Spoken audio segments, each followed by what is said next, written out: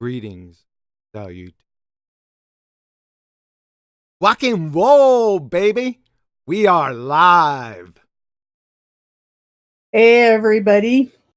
We're going to break the ball again. And we have, I don't know, let's see how many people on panel. It won't give me the number today. Oh, well. We have Sleeping Warrior, Chakotayan, Elijah F., Fenris Wolf, Adam Meekin. I don't know how to pronounce that other name that sits there on Discord. Nathan Oakley, Paul Hall, Economy Racer, Rams, Syrinx or Betty, and 10th Man, and of course, Quantum Eraser. What's up? Hello, hello, hello. What? Listen, the Ballbusters Discord link is in the info box below. So if anyone wants to join and have any questions or make any claims or just parrot something, then go ahead and join. That link is in the info box below. And if you'd like to support this channel, there are PayPal links and Patreon links also in the info box below. Thank you. Ballbusters, unite! Yay! Hey. Hello.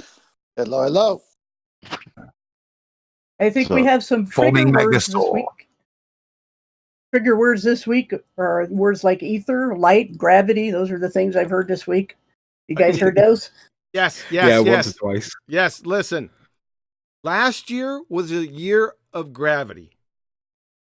I christened this year the year of the ether. The ether of a love. Oh, yeah, Robin Trower, baby. Get some. Wow. Is this like the flat Earth equivalent of the Chinese calendar then? So last year was the year of gravity, now it's the year of ether. Yes, sir. Monkey and rat. Love it. Oh, it's a monkey, all right. Yes, sir. I christened thee, man, by the powers vested in me. The year of the ether. We started. John, go ahead. I got a question for you, John. Sure. If you stood on the beach and you're about 6 foot tall, how far's the horizon on their model? 6 foot tall. Somebody look it up. I Pull can up. do it for you if you want. Well, actually, that's maybe a good question. Well, it's between. Wait a second. It's between 1 and 3 miles. I know that. Sure, because I get the square root formula. It's 2.9883377 miles. If you do it properly, it's 2.999621 miles. And what was the point, Anthony? I have this troll. He's a well-known Ballbusters protagonist on a soccer account because he knows that if he makes mistakes on a soccer account, it doesn't matter because no one knows who he is. But he literally 7 hours ago, he said to me, and I quote, "Sleeping Warrior, stand on the beach. You can't see more than 3 miles. Stand on a cliff. You can see further. Globe proven. Why are you so intellectually dishonest?" Unquote. So today we're going to be questioning how valid is the claim that you can stand on the beach at 6 foot tall or whatever. Can you see more than 3 miles? And if you can, how can we prove the position that is not refraction, bendy light, and nonsense from the ball model?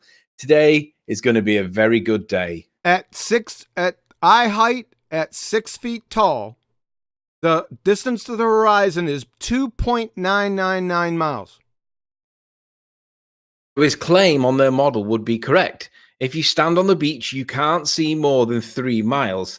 So let's use those words against this moron and see whether or not his claim is actually true real world. On their model with a geometric curve drop, it is true. In the real world, let's demonstrate how true that statement really is, and let's just show how wrong it actually is.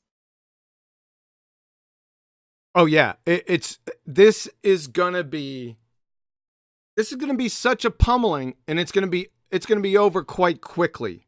So we're gonna be able to move on. What we're gonna do, we're gonna unveil the number one ball killer, and then we're gonna go into what refraction is, because people have been saying refraction for how long now? I've heard it as long as I've been here. The first day I was out here, I heard refraction. And I've watched people bring that term up and everyone appeal to refraction. I have yet to have somebody sit down and say, okay, define refraction and then list the effects of refraction. I must have asked greater than, it has to be over 200 people since the beginning. What are the effects of refraction? No baller could give them to me. They didn't know. And what we're gonna do, that's what we're gonna do after we beat the ball to death, because one of the comebacks I had to this argument was obviously refraction, right? They just said refraction, that's all they said. They didn't talk about, well, what type of refraction or what refraction is. You just get refraction. So we're going to go over what refraction is, how it's defined in their fairy tale worldview. We're going to list the effects that they define in their fairy tale worldview.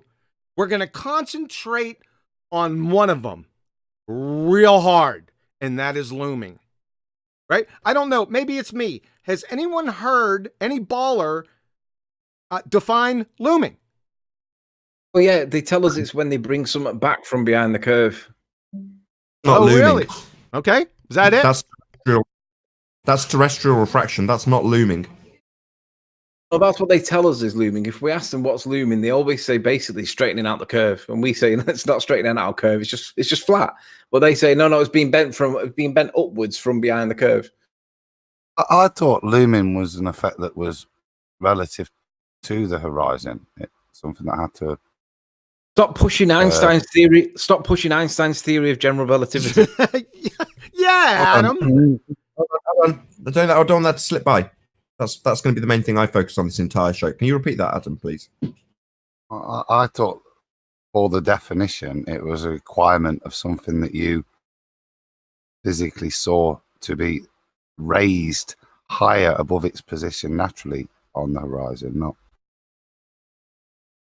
that you take it from below to raise it above. You can't do that. It has to be above in the first place, and then it's moved. Based on their reified model, they've got an edge, a horizon, and that's what we're talking about when Anthony was describing his challenge from this commenter. The guy's describing where we will see the physical edge of their sphere. That's not what we've got. We've got a horizon. Nevertheless, in this show, we'll be talking about it in their context, i.e., under the assumption that it is a physical edge that we won't see past. And then we'll go from there. But I want people in the audience to be clear that there's two distinctions being made here. One is the reified edge of a sphere.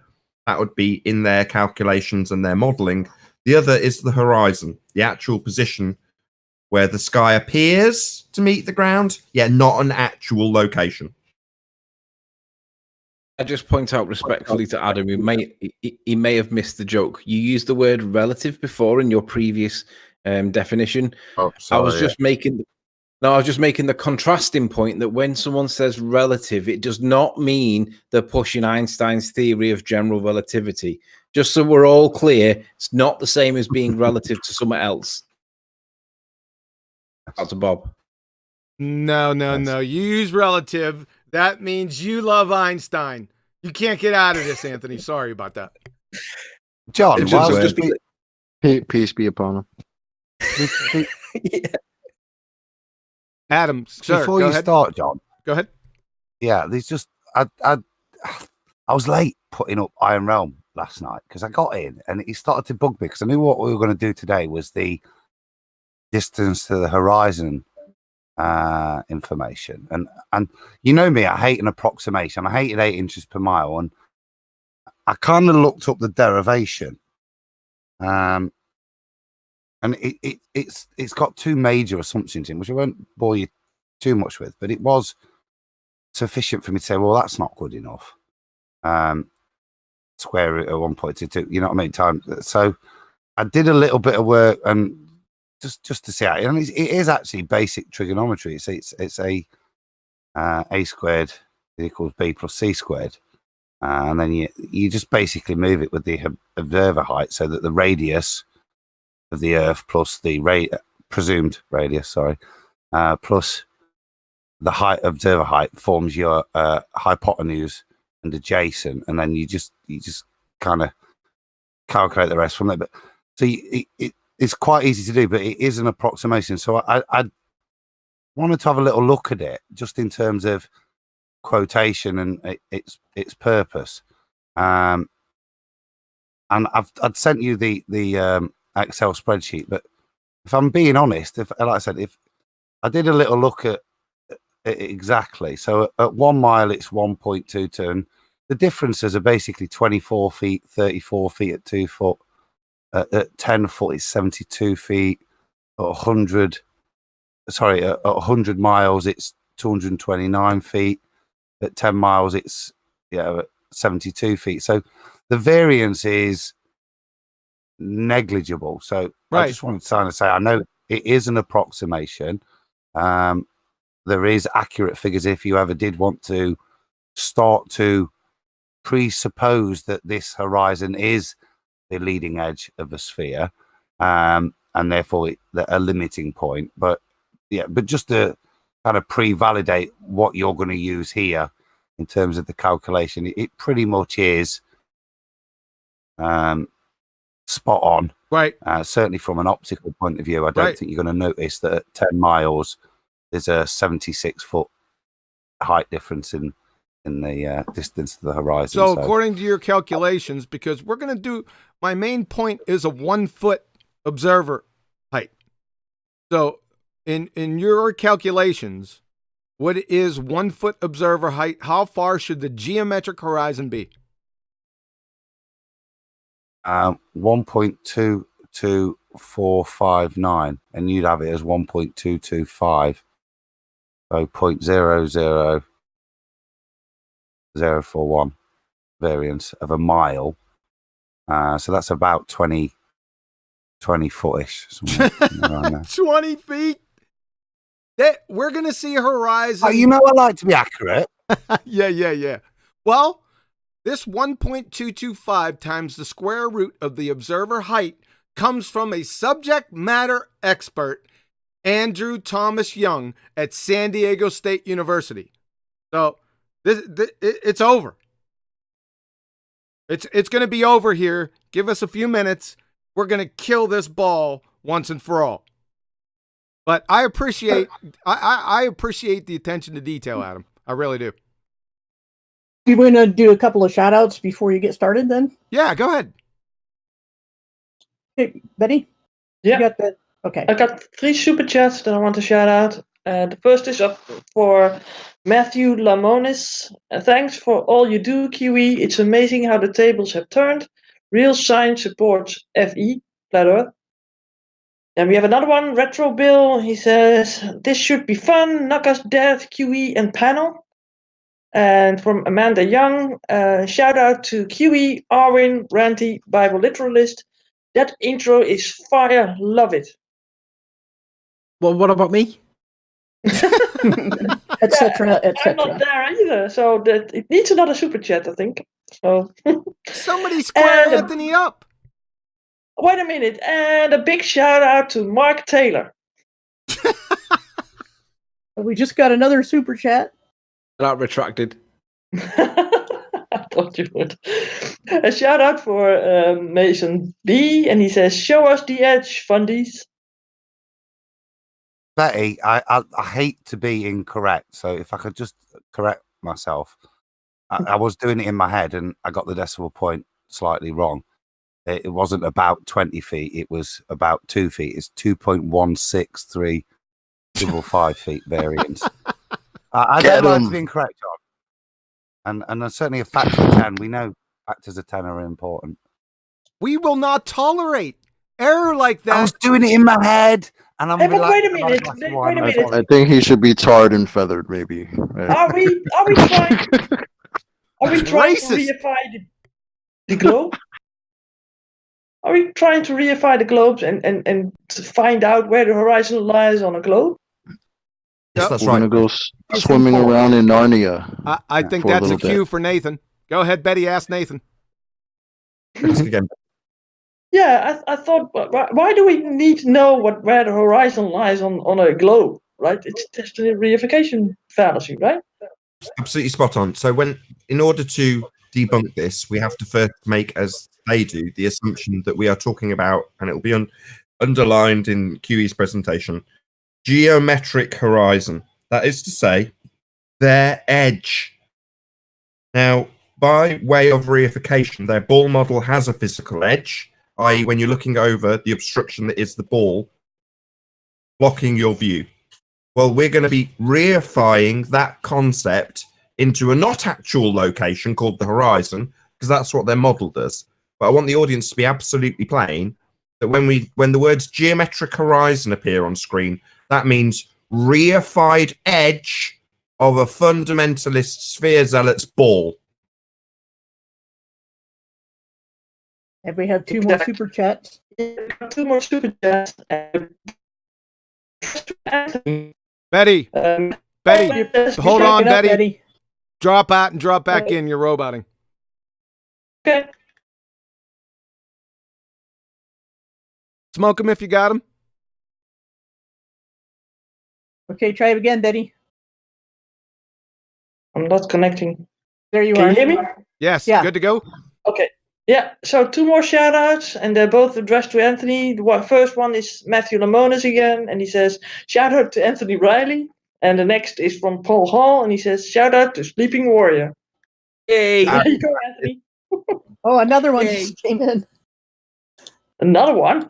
Yeah, Mason B did another one just now. Okay, and shout out to Chocolate Riley, Kiwi, Sam, Betty, and Nathan. Yay! Chocolate Riley. Is that connected to Rantony? Yeah, it's the same sentence. That's like the fusion. Hey, listen, I think I got disconnected on my last sentence, so I'm going to re-say it.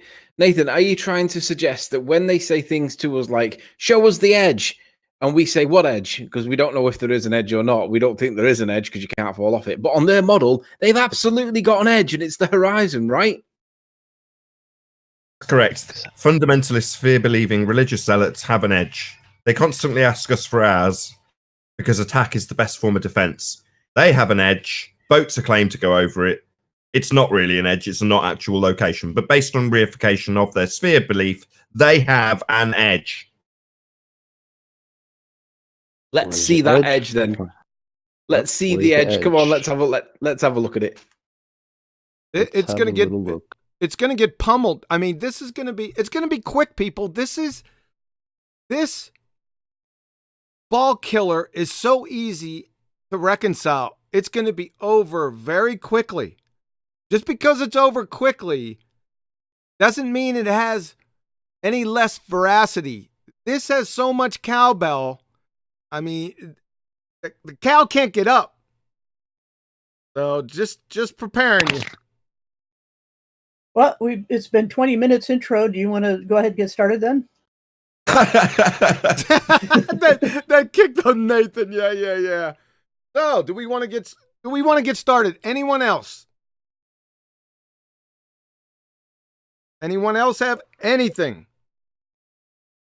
Let's start with the claim. Let's start with the claim that an observer at the beach can't see more than 3 miles. We don't have to start there. Okay. Listen, any final thoughts? Anyone? Last call for alcohol. Shout out to Liverpool for beating. Shout out to Liverpool for beating Spurs 1-0. Woo! Oh, goodness. All right. Yeah, last shout out to a super chat. And it's from Mason B, and he says, shout out for Kia Live. I'm on mood. So time to begin, I think. Without further ado.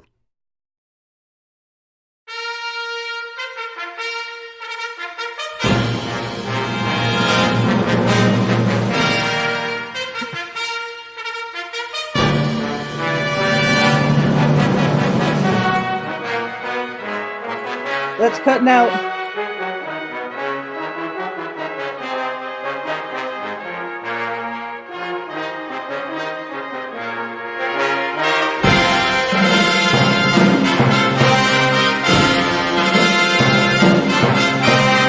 Let's cut out really bad.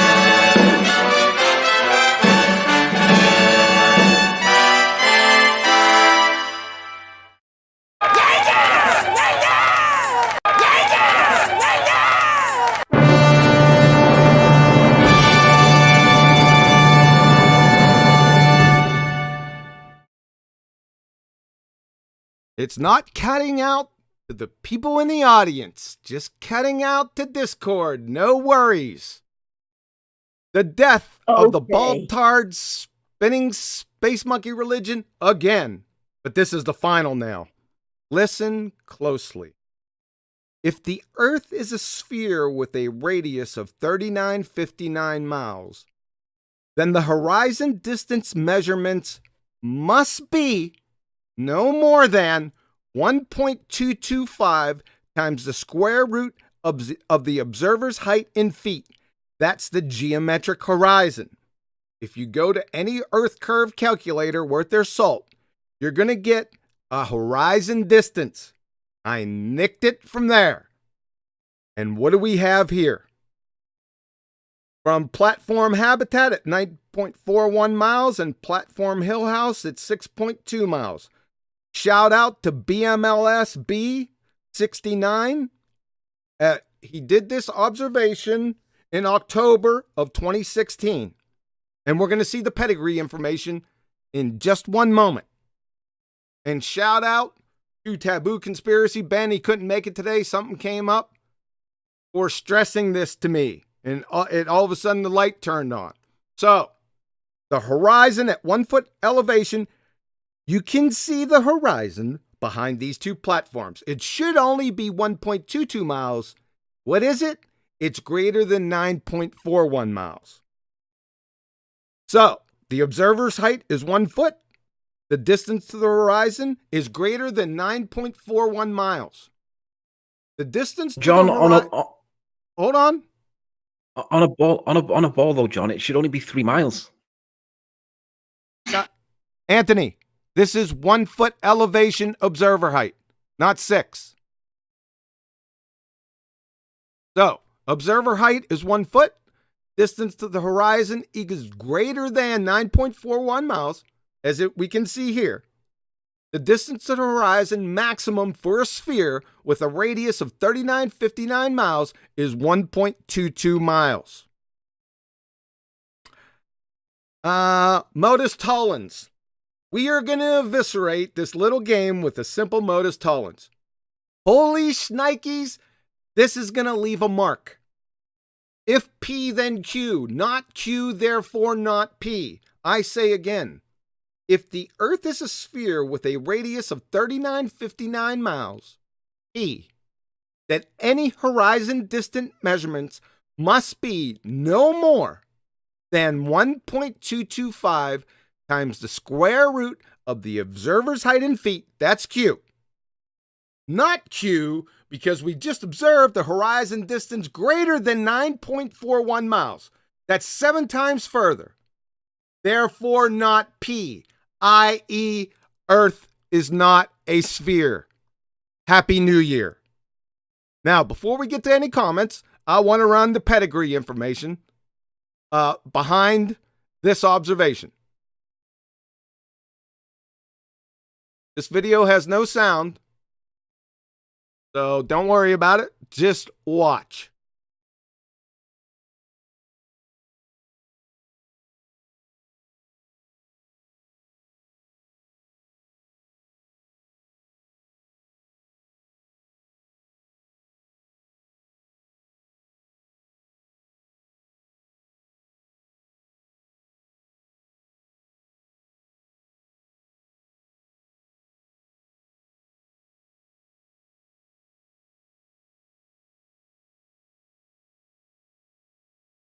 That's platform hill house. Here comes platform habitat here in a minute.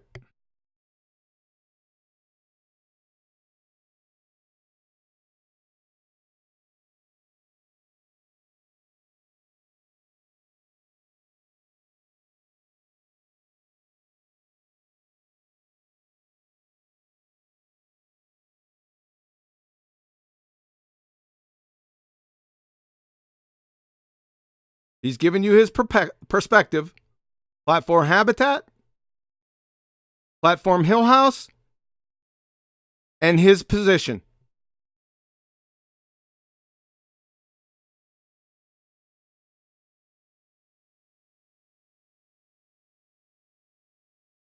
.21 miles from his position. Platform Hill House and Platform Habitat, 9.41 miles. Pedigree information at Miramar Beach near Santa Barbara. There's the kill shot. He also made a 35-foot observation. That horizon should be no more than 3.87 miles. Here we go. Live, 1 foot observation.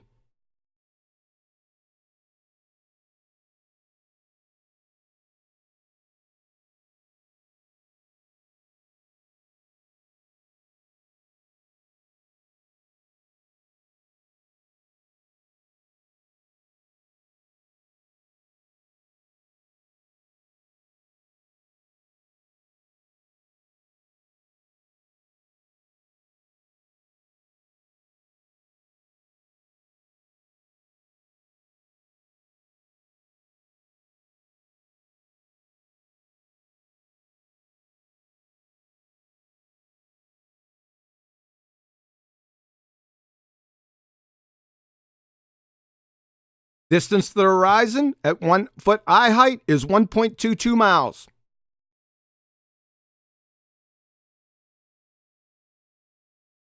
Turn out the lights. The John. party's over. Hold on.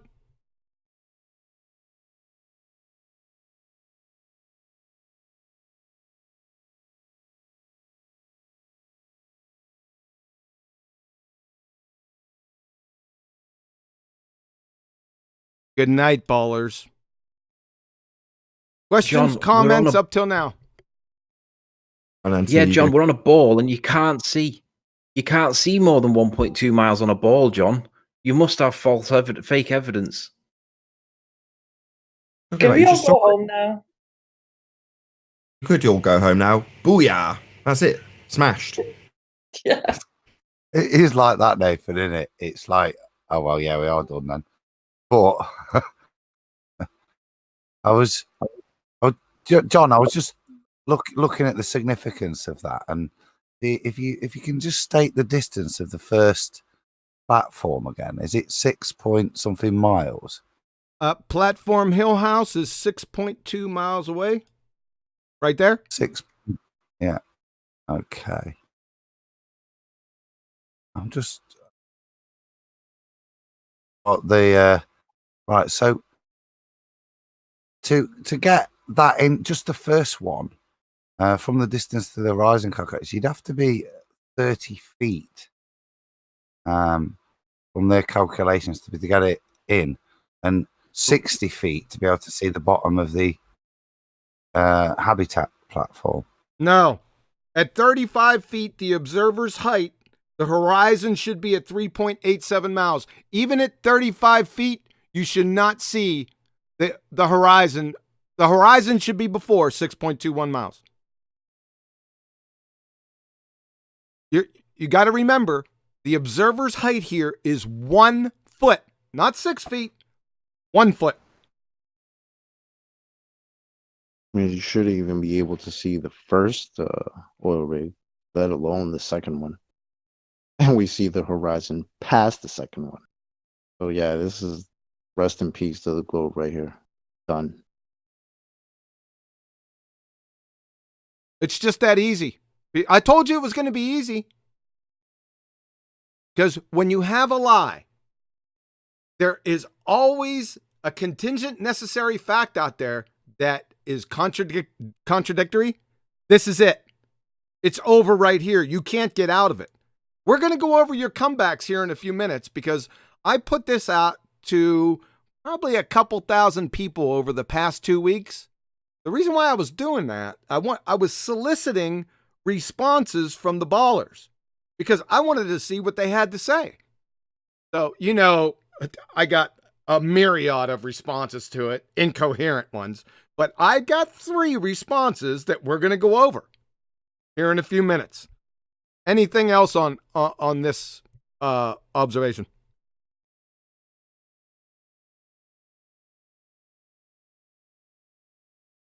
Nah, that's it. Smoke 'em if you got 'em. Don't be shy. Adam, you're quiet. Well, no, nothing. I mean, the only thing I would say is it's a little bit different. This, whereas before they've tried to work around it with decent height and claim all of the standard refractions, all super lumens, all these sorts of excuses. This one's very, very different because the major constraint is the geometry of the supposed ball. It's the biggest factor in play that if you were on a ball, you cannot ignore that leading edge. And Exactly. when you're at such a low observer height, it really does magnify the effect. Because obviously, the higher you go, as I think Tony and lots of other people are now doing, or it was Tim Osman, wasn't it? Or you've got to get above of that freaky refraction zone. Well, there's a reason for that, and this is the real power of this image, because it is, even with that red line where you're seeing reflection, you know what I mean, a mirage in there, but the power of it being at 1 foot really does mean that the biggest parameter and the most effect on the image, if you were on a ball, would be that leading edge. So, like I say, at 1 foot, you shouldn't be able to see more than a mile. And then you can really start to think about the impact of that. And I say that's not a false claim by us. It's a consequent of a claim that if you are going to say you live on a ball, this is a geometric consequent of your claim that you live on a ball. Exactly. And right here, it's 7 times further. So it's impossible. The ball's dead, people. Now, ballers, you can go ahead and whistle past the graveyard by it, but I want everyone to hold their feet to the fire just with this. Just with this, it's that quick. It's painless for you, but it's very painful for them. Anyone else? Because I'm going to go over this proof one more time because it's so quick. I'm just going to do it again for clarity.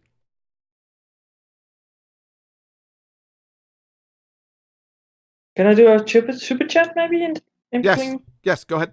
Okay. There's a super chat from Burn Fat till my stomach is flat as the earth, and he says, "Shout out to Burn Fat and all you globe killer, especially the Terminator. We are whining." You can't reason with them. So that's a super chat. Thanks, Burn Fat. Okay, let's go over it one more time since everyone's a little quiet. Maybe they're just letting this marinate. I got a question. Go ahead. Which calculator did you use? The flat Earth calculator or the Earth curve calculator for these numbers? The flat Earth calculator. Where is that at? Well, then that only leaves Exactly. you use their numbers then, right? I have to use their numbers to defeat their argument. If I put them on the witness stand, I'm not using any other story besides their story to pummel their story. I'm going to put them on the stand. I'm going to make them contradict themselves. And then I'm going to beat them overhead with a nail spike Louisville slugger. So just to make it clear, you're using their numbers for their ball to prove them wrong. Exactly. Okay. Anyone else? I'm going to go over it real quick again, and then we're going to go over their retorts. I've just got one question for you, John. So, what height would the first rig be sat on the horizon? That's a good If we use question. the I think it's distance to the 50 or 60. horizon. I think it's 50 or 60 feet if I'm not mistaken. Somebody pull up GitHub Earth curve calculator, right? And put in 50 feet observer height and see where the distance to horizon is real quick for us.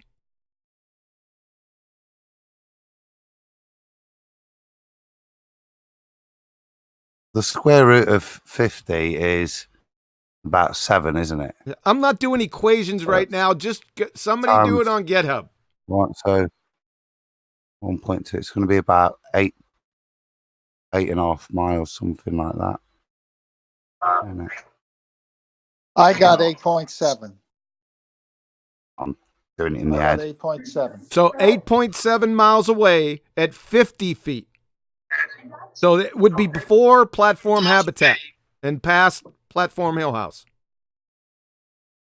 Let me get my spreadsheet. Just a sec. You don't want to let these Okay. people fall asleep out there, Adam. Okay, yeah, no, I've got it. Right, okay, yeah. So, yeah, I was right before I said before. So, yeah, so to be able to see the Millhouse platform at 6.2 miles, let's just say, see the bottom of it, we need to have it on the horizon. That would mean on a ball, it would necessitate an observer height of, let's just say 30 feet, because that gives you distance to the horizon 6.7 miles. So you would need to be 30 feet high. No, that calculation's wrong. At Using 30, the calculation's wrong. It's no big deal. At 35 feet observer height, somebody check this on GitHub. The horizon should be at 3.87 miles. Check it real quick. 10 feet. That's 10 feet. No, at 35 feet, not 3 feet. At 35 feet, it's 7.2. And Adam had it right at 30 feet. Okay, That's sorry, I 10 got the wrong 3 calculation down. John, yeah, 3.87379 is equivalent to 10 miles. Oh, I see. I 10 see where I screwed up right here. Okay, not a problem. It's still bollocks. And so basically, to be even, so if we go to 9.4, because that's, we just said that the horizon is at the base of the furthest point, 9.4, then that would necessitate an observer height to be able to see that leading edge of the ball. You'd have to be 60 feet high. Yes, to give sir. you a distance to the horizon of 9.489 miles. That's correct. Yeah, that's the worst part because we can see the horizon past it.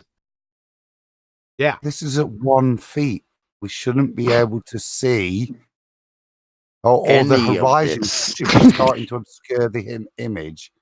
Yeah, their leading edge of their ball should be starting to obscure the image at 1.225 miles based on their geometry. Yes, sir. It should be like Ranty's waves starting to block stuff out. It's not a wave that can rise and dip, and in fact, it's an actual leading edge of a ball that's non-negotiable. Yes, sir. All right. Like, do they get that out there though? 1.2. Like, Their horizon I should think we be. gotta stretch. We gotta emphasize this. I think. Okay. Just- Let me emphasize it. At this observer height, it. this camera, this view, the horizon, the furthest that you can see, the horizon would have to be at 1.22 miles. So somebody go on mute, please. Does Taboo Conspiracy. He's back, but you need to mute a little bit, okay? All right, let me try it again. With this observer height right here, this shot, the horizon would be no further than 1.22 miles. It is further than 9.41 miles. Don't worry about the oil platforms and any miraging going on here. Don't worry about that. That's red herring fallacy to my argument. I'm only using the oil platforms to designate and to identify distances, right? The elephant in the room is the horizon and how far away the horizon is. So at 9.41 miles, that's 7 times further than you should see on your fairy tale ball. Therefore, you don't have your fairy tale ball anymore. It's kaput. Got it? I need to ask you a question that Rumpus always asks. How would Rumpus calculate the size of the Earth using a theodolite, given what we've just been talking about? You can't. It's a nonsensical non sequitur.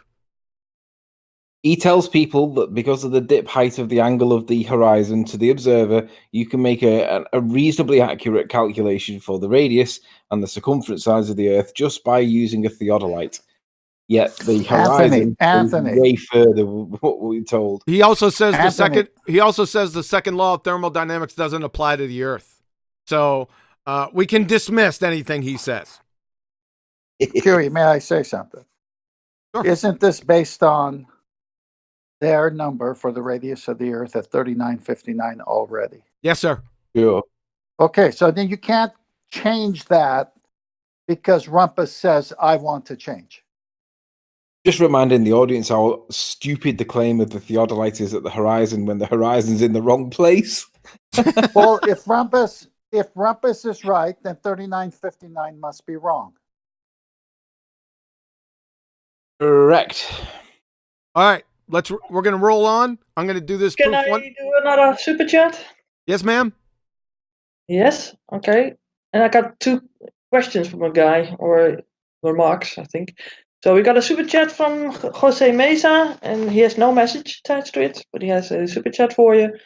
Ricky Alive, he says, just because I don't like QE doesn't mean that you shouldn't. I'm on mood, Ricky Alive.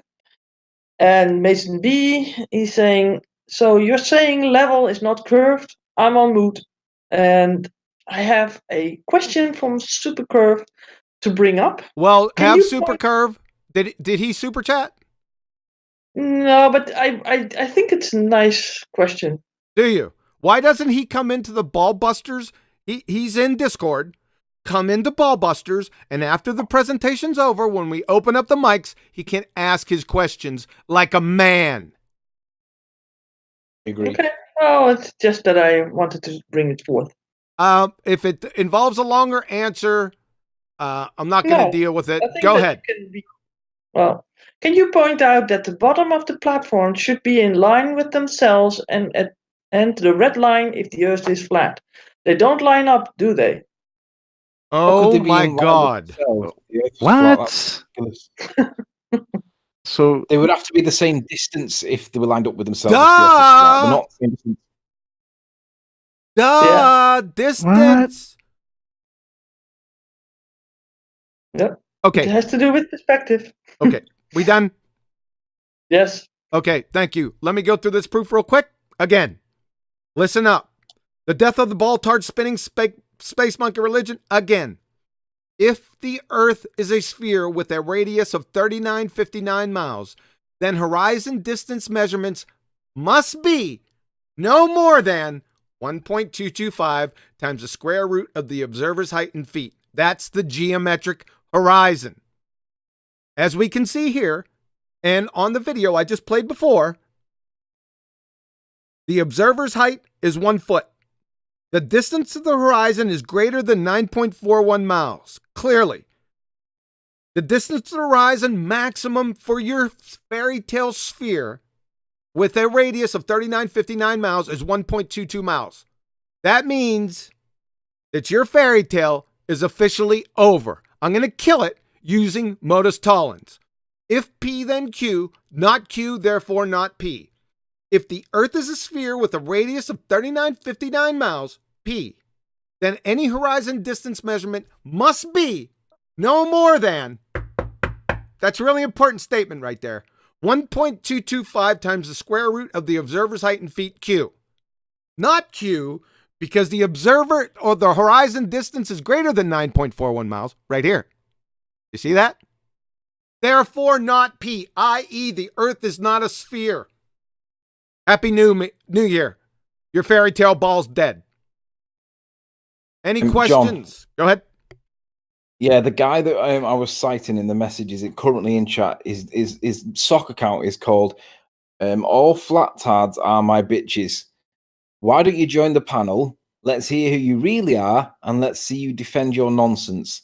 Because refraction isn't going to bring the horizon any higher when we've got it fixed on screen at such a distance. So let's see you come on and explain this. Otherwise, let's see you concede that this cannot be a sphere based on your own model, because the horizon cannot be that far away, and these platforms positioned the way they are. There's no refraction that's bringing these things back when they're in the foreground. They're not behind the curve, are they? How is it possible if we're on a sphere? Refraction doesn't explain this. Let's hear your explanation. Join the hangout. Let's hear you defend your religion. We ready for the debunks? Go ahead. Well, there is no defense to this, Anthony. No one's going to be joining and defending this position. No, he's not. I just wanted the audience to be aware that the Balltard Space Monkey religion tard is in chat right now, and he says that you cannot see more than 3 miles when you're on a beach. Well, at 1 foot on the beach, you can't see more than 2 miles. Yet we can see more than, what was it, John? 11 miles or whatever it was? 9.41 miles is the furthest platform, and the horizon is well beyond that. Let's round it up to 11. So how is this possible on your model if your model limits the horizon to just 1 mile? Let's join the panel and let's hear you explain it with refraction. You know what, John? We already heard one debunk for this, right? Do you remember that the one debunk that we heard for this nonsense was? Yes, it's the horizon's not even back there. Yes, I put that It's right in there. front of the. You can't see. So the first debunk is you can't see the horizon.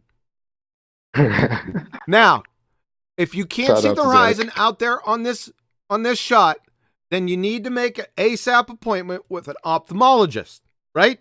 Because everyone can see the horizon, right? Okay. Shout out to Zanuck. Yeah. That's not only Zanuck. He wasn't the only one that said that. Now, I nicked So this what I from. heard. I nicked this from Ben, Taboo Conspiracy. He put it was on his latest video. I think it was last week, right? So I nicked it off him. Now, I don't see that good in yellow. But if you do, I can still see the horizon here, right? I like this one a little bit better because this is well done. If you, like I said, if you can't see the horizon, then you need to take the cognitive dissonance mud out of your eyes because everyone can see it. You're exposed. Number 2, refraction. Like I said, that was the number 2 debunk. We're not going to deal with that one right now. We're going to deal with that one after the third one. Here's the third one. It's a video. No sound. I just want you to watch it, okay? Because the debunk that he posted is actually the same gentleman, BMLS 69, that took the same observation from the same point with the same camera on a different day. So I hope you enjoy this. This is really good. Now, before we get to that, I did not show this to any panel member. So they are unaware of this. And I'm going to ask them after this is over. Oh, I take that back. I did show this to Betty. Betty, I don't want you to say anything on this debunk, okay? Okay. Okay? I did not show this to any other panel member. I'm not sandbagging them. I just wanted to keep it real. All right, here we go. Oh, sorry, John. Before you start, I just only because I've just heard that, and I don't know what's going on because I just had a phone call from my sister-in-law's plumbing issue, so I missed what you were saying. So what are you going to do? Play a? This is a debunk. I had a number of debunks that they gave me over the past 2 weeks. The first one, you can't see the horizon, right? So can you see the horizon here, Adam? Yeah, it's there. Look, it's at the back. I can further see back it. than I the can see base of the far one. It's not Right. hot. Well, yeah. And this is the one I nicked. Oh yeah, I'm there. This is the one I nicked. And just for the benefit of oh, Andrew, God. sorry, just for the benefit of Andrew Clark in chat, the horizon is not level with either platform. It's behind both of them and therefore sits above both platforms. All right. No more comments from the chat trolls. All right. If they want to discuss this, the link is in the info box below and the room is open in Discord. Now, Adam, the number 2 comeback was refraction. I'm going to deal with that after this one that I'm coming up with. This I considered the best comeback, right? I'm going to play this video. This is a rebuttal. He said this debunks my proof. Ironically, it is from the same gentleman that did these observations up here, right? Same camera, same gentleman, same camera height, different day. Very interesting, eh? I kind of enjoyed it. So I'm going to let you enjoy it. Are you ready? Adam, you good? Yeah, thanks for that, John. Cheers, mate. Thank Yep. you. Here we go.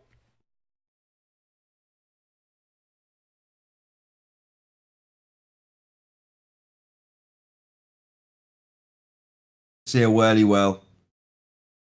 Be patient. Still just see a whirly whirl. Be patient. Okay.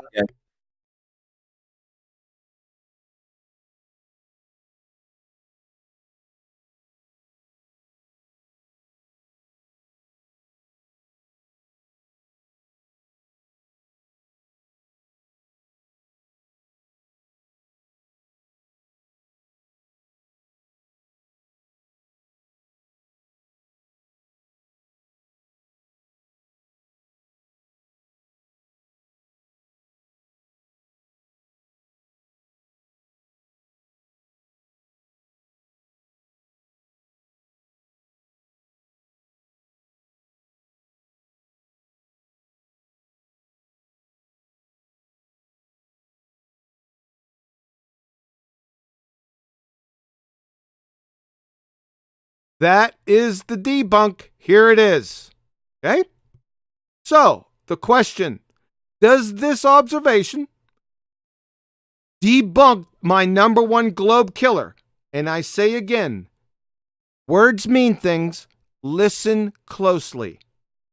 If the Earth is a sphere with a radius of 3959 miles, then horizon distance measurements must be no more than 1.225 times the square root of the observer's height in feet. That's the geometric horizon. Does this shot right here that we just looked at in that video debunk my claim? No.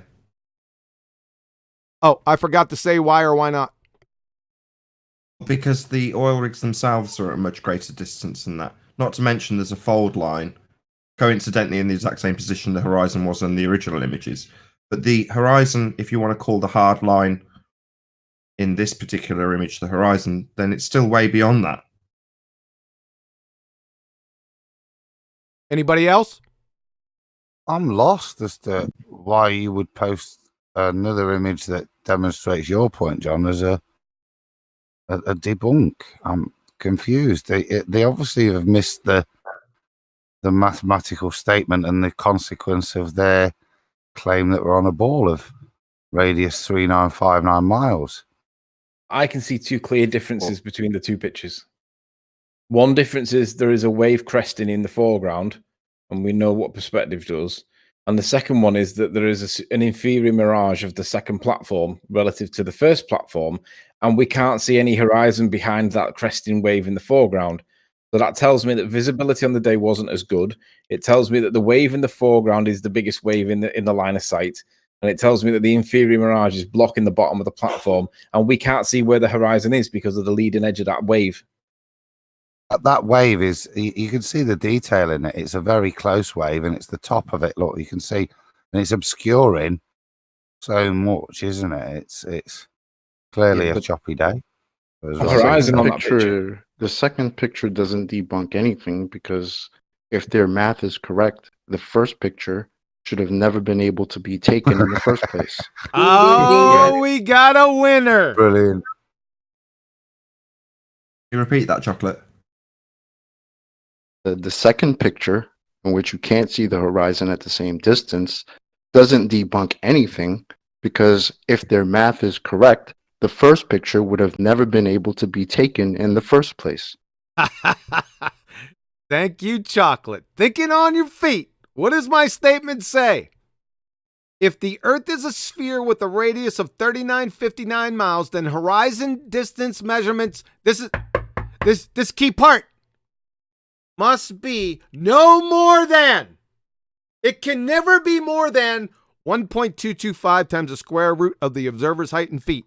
So, this is a positive for the Baltards.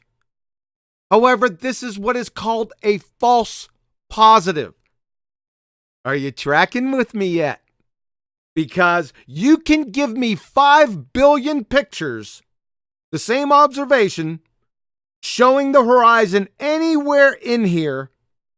This is bollocks anyway, because it's still further than 1.22 miles from the observer. But anyway, I digress. You can show me 5 billion pictures showing the horizon closer and closer and closer. All I need is this one. And your whole fairy tale implodes. You follow that logic, folks? Questions, comments? Yeah, Taboo Conspiracy is here. He's trying to figure out Discord. It's his first time here, I think. Can anyone hear me? Hey, we can Ben, we got you. Thanks for coming, man. Hey, I just loving the show. I apologize. I just have all these little problems going on. I can't even go into the details, but oh my goodness, my life has been. I've been attacked, seriously attacked for my flat Earth beliefs from many sources this week. So just dealing with those problems. But yeah, I love the show. I just wanted to point one little fact out. And that's the idea of how in the world, the most common response I get on these proof is that it's refraction. Well, how in the world can refraction remove a tall bulge of water that's in front of the first platform, and remove that bulge of water, and then make it reappear miles beyond the second platform, well beyond what the globe dimensions would allow, and then the platforms are not affected by this magical reappearing and disappearing effect? It's absolutely asinine when you really think about it, because there's no way that you can have bulges of water disappear and reappear.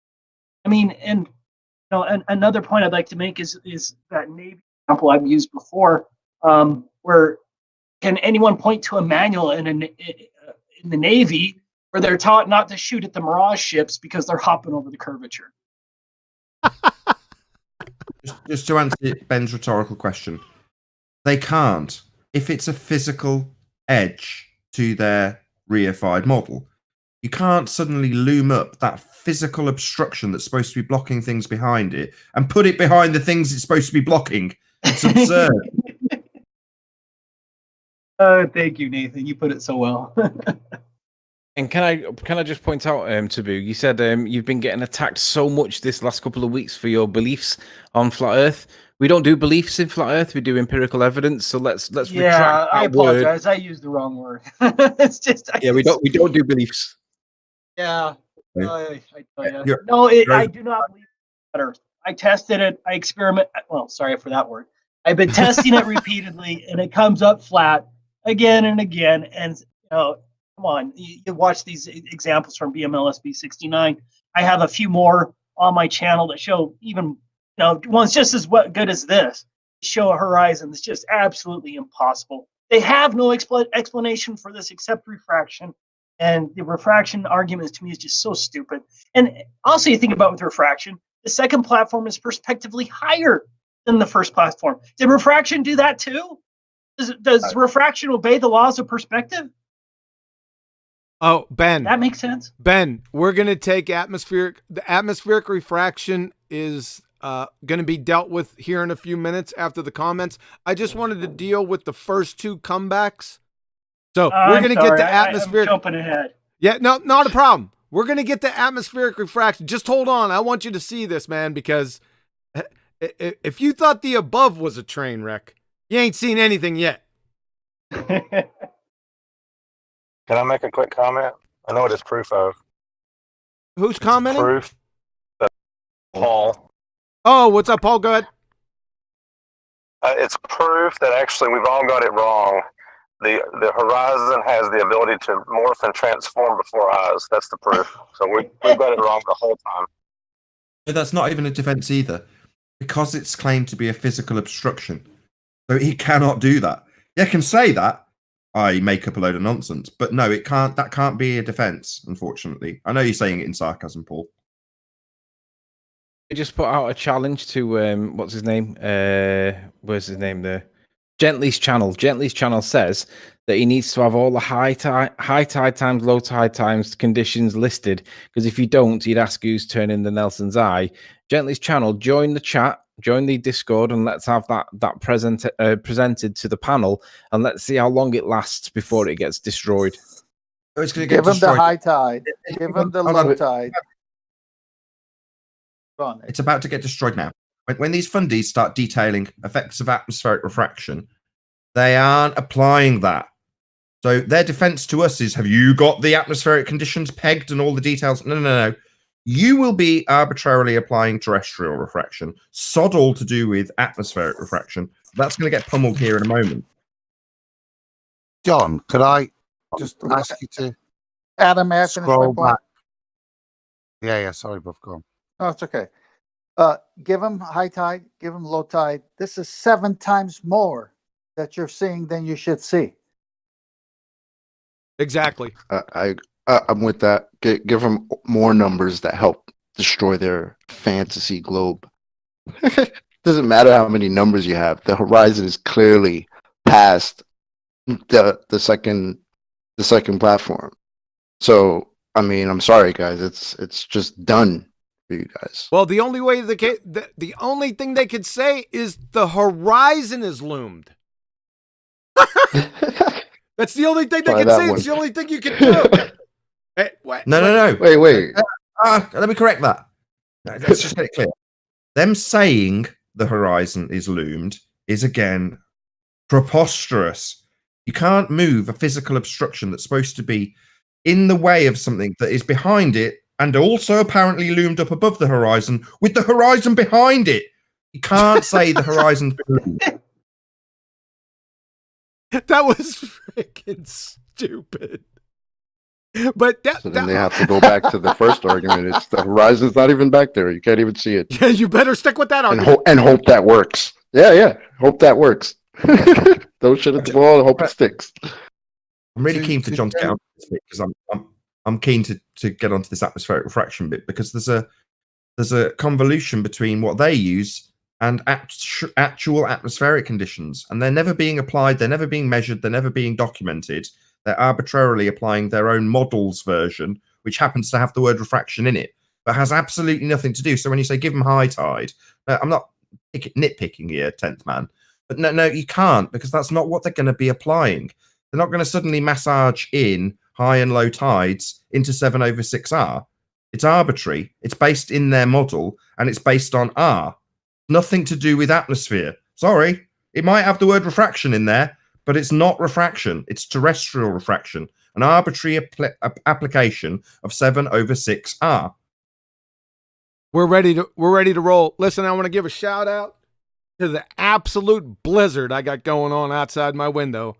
And I gotta make a drive here later this afternoon. So shout out. Thanks, big guy. All right, let's get on to atmospheric refraction. So I think this is the first time that it has been defined. So flat earthers, listen up. Baltards, you better turn away because it's going to get ugly. So atmospheric refraction from their alma mater wiki. Atmospheric refraction near the ground produces mirages. Such refraction can also raise or lower or stretch or shorten the images of distant objects without involving mirages. That is atmospheric refraction defined. So as you can see, there are 5 effects of refraction. I'm telling you, for 3 years, no baller could give them to me. It's right here. It's part of your religion. From Wikipedia again. Also, you see this number 2 right here? That's our good friend Andrew Thomas Young at San Diego State University. Listen closely. While mirages are the best known atmospheric refraction phenomena, looming and similar refraction phenomena do not produce mirages. Mirages show an extra image or images of the mirage object. Wow. Looming, towering, stooping, and sinking do not. No inverted image is present in those phenomena either. Depending on atmospheric condition, the objects can appear to be elevated or lowered, stretched or stooped. These phenomena can occur together, changing the appearance of different parts of the objects in different ways. Sometimes these phenomena can occur together with a true mirage. A quick aside. How many times have you heard baltards challenge flat earthers with, can you explain how things can disappear bottom up? Could you explain that to us? Listen closely. From your own fairy tale. Sinking is the opposite of looming. In sinking, stationary objects that are normally seen above the horizon appear to be lowered, or may even disappear below the horizon. In looming, the curvature of the rays is increasing. Yeah, right. while sinking produces the opposite effect. I got a question. When things are lowered below the horizon or disappear below the horizon, are they lowered or disappeared from the top down or from the bottom up? Come up. Unbelievable. Okay, we're on to looming. We're going to bypass. We don't really care about towering or stooping or sinking at this point. Because what they were saying with refraction, the only comeback that they can have is looming. So we're going to go inside their fairy tale because even this is incorrect. And I'm going to show you. But even inside their fairy tale, it's a contradictory bollocks. Watch. Wikipedia, their alma mater, looming. Looming is the most noticeable and most often observed of these refraction phenomena. It is an abnormally large refraction of the object that increases the apparent elevation of the distant objects and sometimes allows an observer to see the objects that are located below the horizon under normal conditions. Did you get that yet? It's not the horizon that's looming. It's objects looming above the horizon with looming. That's even incorrect. Hold on. Hold on. From here's our good buddy again, and Mick West, good buddy, Andrew Thomas Young at San Diego State University. He's gonna do it for us.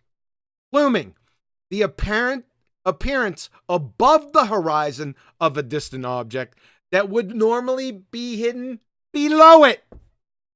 So guess what? The friggin' horizon doesn't ever loom. Ever, ever, ever. Right? So there goes your refraction argument above. That kills that. We're on to a different argument now. Listen to this second paragraph. This effect is caused by unusually large, and Nathan said it before, he was all over it, terrestrial refraction. So looming is caused by terrestrial refraction. Let me finish it off. Usually due to a thermal inversion, looming is the opposite of sinking. Both are refraction phenomena, but not mirages. See the table of refraction phenomena and the simulation. So, this entire looming nonsense, which is factually incorrect in their fairy tale definition, because this isn't what looming is, people. I'm going to show you that in a few minutes. But let's destroy their definition right here with terrestrial refraction. Why? This is a stone cold begging the question fallacy. Does light refract? Answer, yeah. Is that the same that can be accounted for by terrestrial refraction? Answer, nope. Keyword terrestrial. You see, terrestrial refraction already assumes a sphere. That is, the calculations assume the radius of the Earth. That is the curvature. Back to Andrew Thomas Young, San Diego State University. Boy, I wish you were here, sir. This is going to get ugly. The atmosphere is also curved, as it follows the shape of the Earth. In the calculations below, we'll adopt the rough value of 6,400 kilometers as the radius of curvature to make the calculation simple. Professor, you're assuming the premise, the atmosphere is curved, then by proxy, Earth curvature, to prove the conclusion true, that is terrestrial refraction or looming. That equals a textbook begging the question fallacy. Circular banjo, do-si-do. I'm going to stop right here. Comments, questions? I had Rumpus over a barrel on this only 2 days ago. So he essentially claimed that terrestrial refraction was the cause of atmospheric refraction. And there it is now, I know why. But basically, it is exactly as you stated, a stone cold begging the question fallacy. First assume Earth's a sphere. Then assume the atmosphere wraps around that sphere. Then assume that light's bending at 7/6 of the radius of the sphere you first presumed. Then claim that's the cause of looming. He was gaslighting without a container. That's all they ever have. That's all they ever have. I know QE's pointed this out a few times, but first and foremost, shout out to Validation Boy, who was the first to highlight this to me. Every single claim to be globe-proof ever will start with the presupposition that you're on a sphere. This is no different. Sorry, Chocolate, go ahead. I'm done. I was just going to say, even if you allow the presupposition of a 7/6R, you're looking at islands or whatever you're looking at, is the R value for something that's at sea level or 50 foot the same as the R value, and therefore the ratio of rate of change for something that's at 100 foot, 500 foot? No, it's not. If you've got that, no, exactly. So even if you're going to scale over height of things, then every single point that you need to plot on that, say, skyscraper, has a different R value, and therefore would be subject to different imaginary. John, could you play the video again? Maybe they have a moving edge. Play what video? Right. No, I'm not playing another video. No. Platforms one. No. Okay. In this case, Chocolate, they've got a moving R value, because the R value is generated by the radius, supposed radius to sea level, the ground. Yeah, but then that R for the next optical object that's 100 foot higher is R plus 100. So your 7/6R is a different rate of refraction. Now it's very small, but it is different. I brought this up the other day, Adam, when you were discussing Chris Monk's modelling of the Isle of Man, and you explained basically that in his sphere version of the model, he's taking a LiDAR representation and just dropping it on. But essentially, you've got the distance between some B's and the Isle of Man, 31 point something miles, and from there on in, it's flat. So yeah, you're calculating radius up until the first point, but ultimately the way you've then got to measure it out is just a consistent value rather than not exponentially. What's the word? Not exponential. I keep getting that wrong. Just an increasing amount of R that should be applied as you get further away. On his, the cumulative drop effect ceases at the point where the observer meets the Isle of Man. So it's laid onto a curved map there. At that point, the next imagery that's laid on is then on a flat plane, because it was taken from imagery taken from reality. So unfortunately, it's flat. But what Chris said, because I asked her, I said, did you try and bend it on? And he said, no, it was too complicated to lay that flat LiDAR imagery on top of the ball that he created from the observer to the start of the map. It was, they're not compatible, are they? No. No. And so go ahead. So you're missing the cumulative drop, not exponential, wrong word, but the cumulative drop. And also, as you rightly point out, your radius increases as you ascend. So, the important bit there, I'll refer it to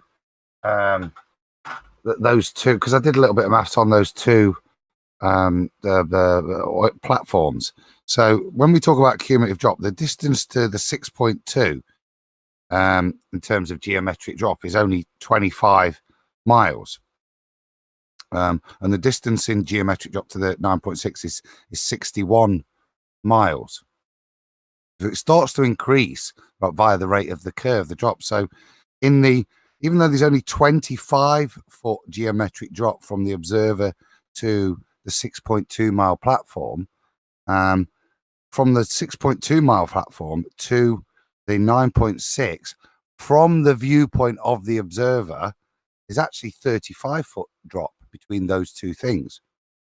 So in Chris's map, what doesn't happen is the continuation. So the point you reach the island, that applied curvature ceases to be applied on his analysis. So all of the stuff where they pretend they can even bring bits in the background back on his model negate the fact that the back 10 miles has not got that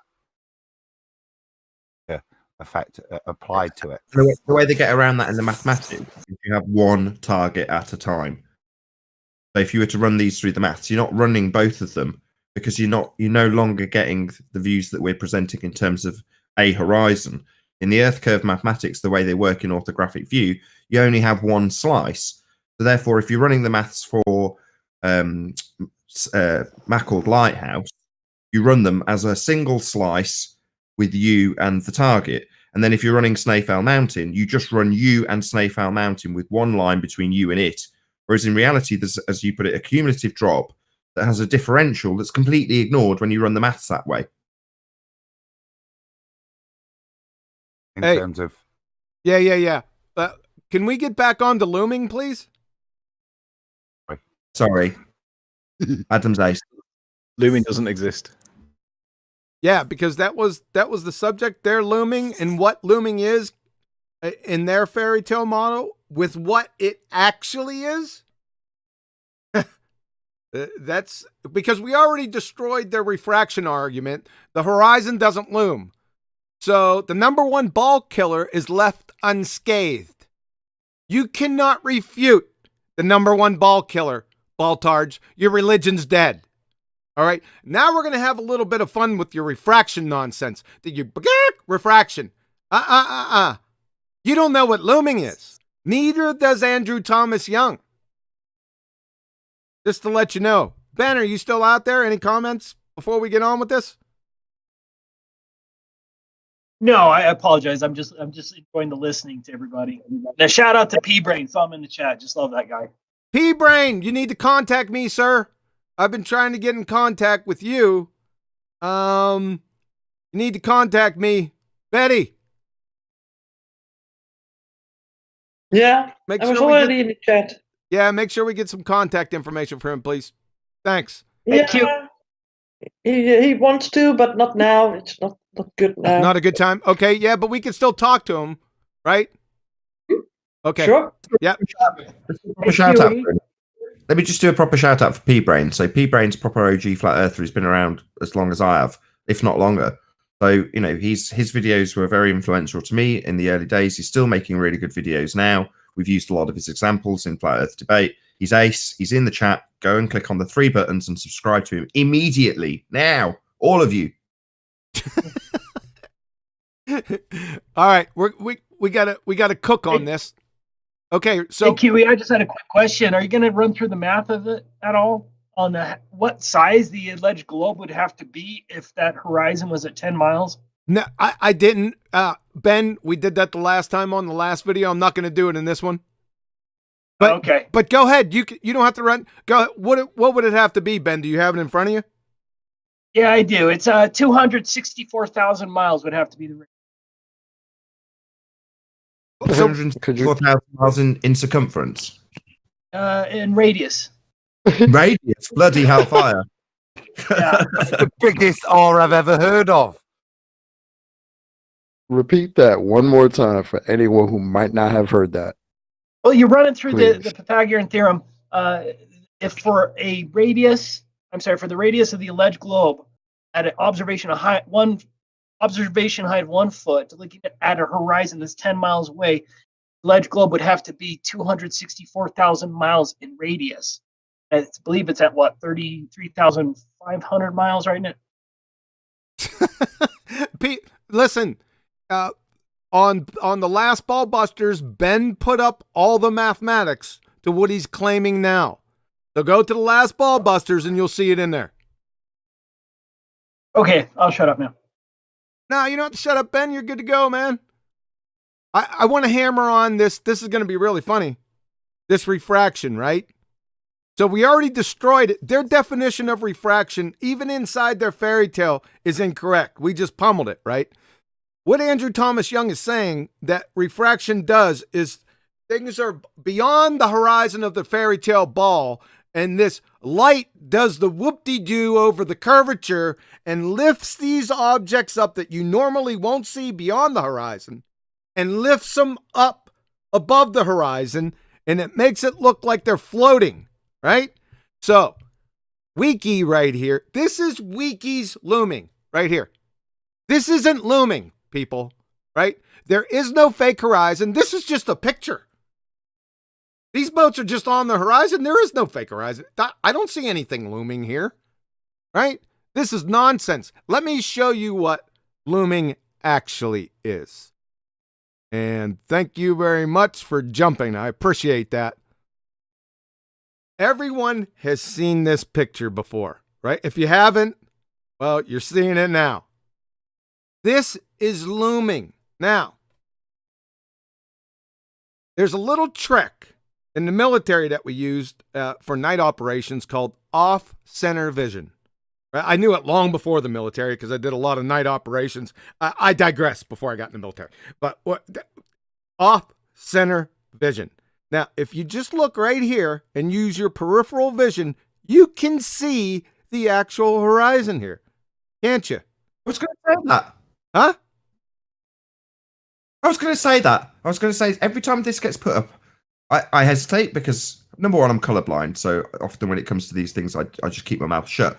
But yeah, absolutely, you can see the horizon. You can see where the horizon is for this boat. It's right here, people. Off-center vision. This is a more difficult one, but I can see it. Just look here, and you can see the horizon out of your periphery, right? You can see it, right? Now, even the great Mick West, he has this same photo. Now, what he was arguing here was the media was calling this a fata morgana, and he is correct in the bringing that up and telling them they're idiots, right? There's no inversion here. Fata morganas have an inversion, and he's correct. This is not a mirage. The real horizon is here, right? It's the same one I pointed out. You can see it in here on off-center vision. However, if you adjust the contrast levels, it brings it out further. Now, what I don't want you to pay attention to is this little statement down here. He identifies the false horizon, which is correct, but he calls it due to fog. Mick, if you're listening, if this was a fog, you wouldn't see the boat, friend. Unbelievable. All right, so let's try another one. Everyone seen this? This is from the Scottish Open, July 2014. I want you to look at this one over here. Don't worry about this one to the right. Over to the left. So in July 2014 from the Scottish Open, this is easier because I don't even have to use off-center vision. I can see the horizon right here. Everyone see it? Right? This is too easy right here. And what they did was they didn't contrast. They color corrected over here. It's the same thing. There's the horizon. This boat isn't flying up in the air. No rays are coming from beyond. No light rays are coming from beyond the Earth curvature or the ball and curving over the ball to present itself above the horizon. That's not looming. This is looming. I'm going to define it here in a second. Right? So everyone got this. This is an easy one. The best looming I've ever seen is this photo right here. And it's funny because Betty made a comment when she first seen it. She said, "These boats are being raptured." Yeah, right.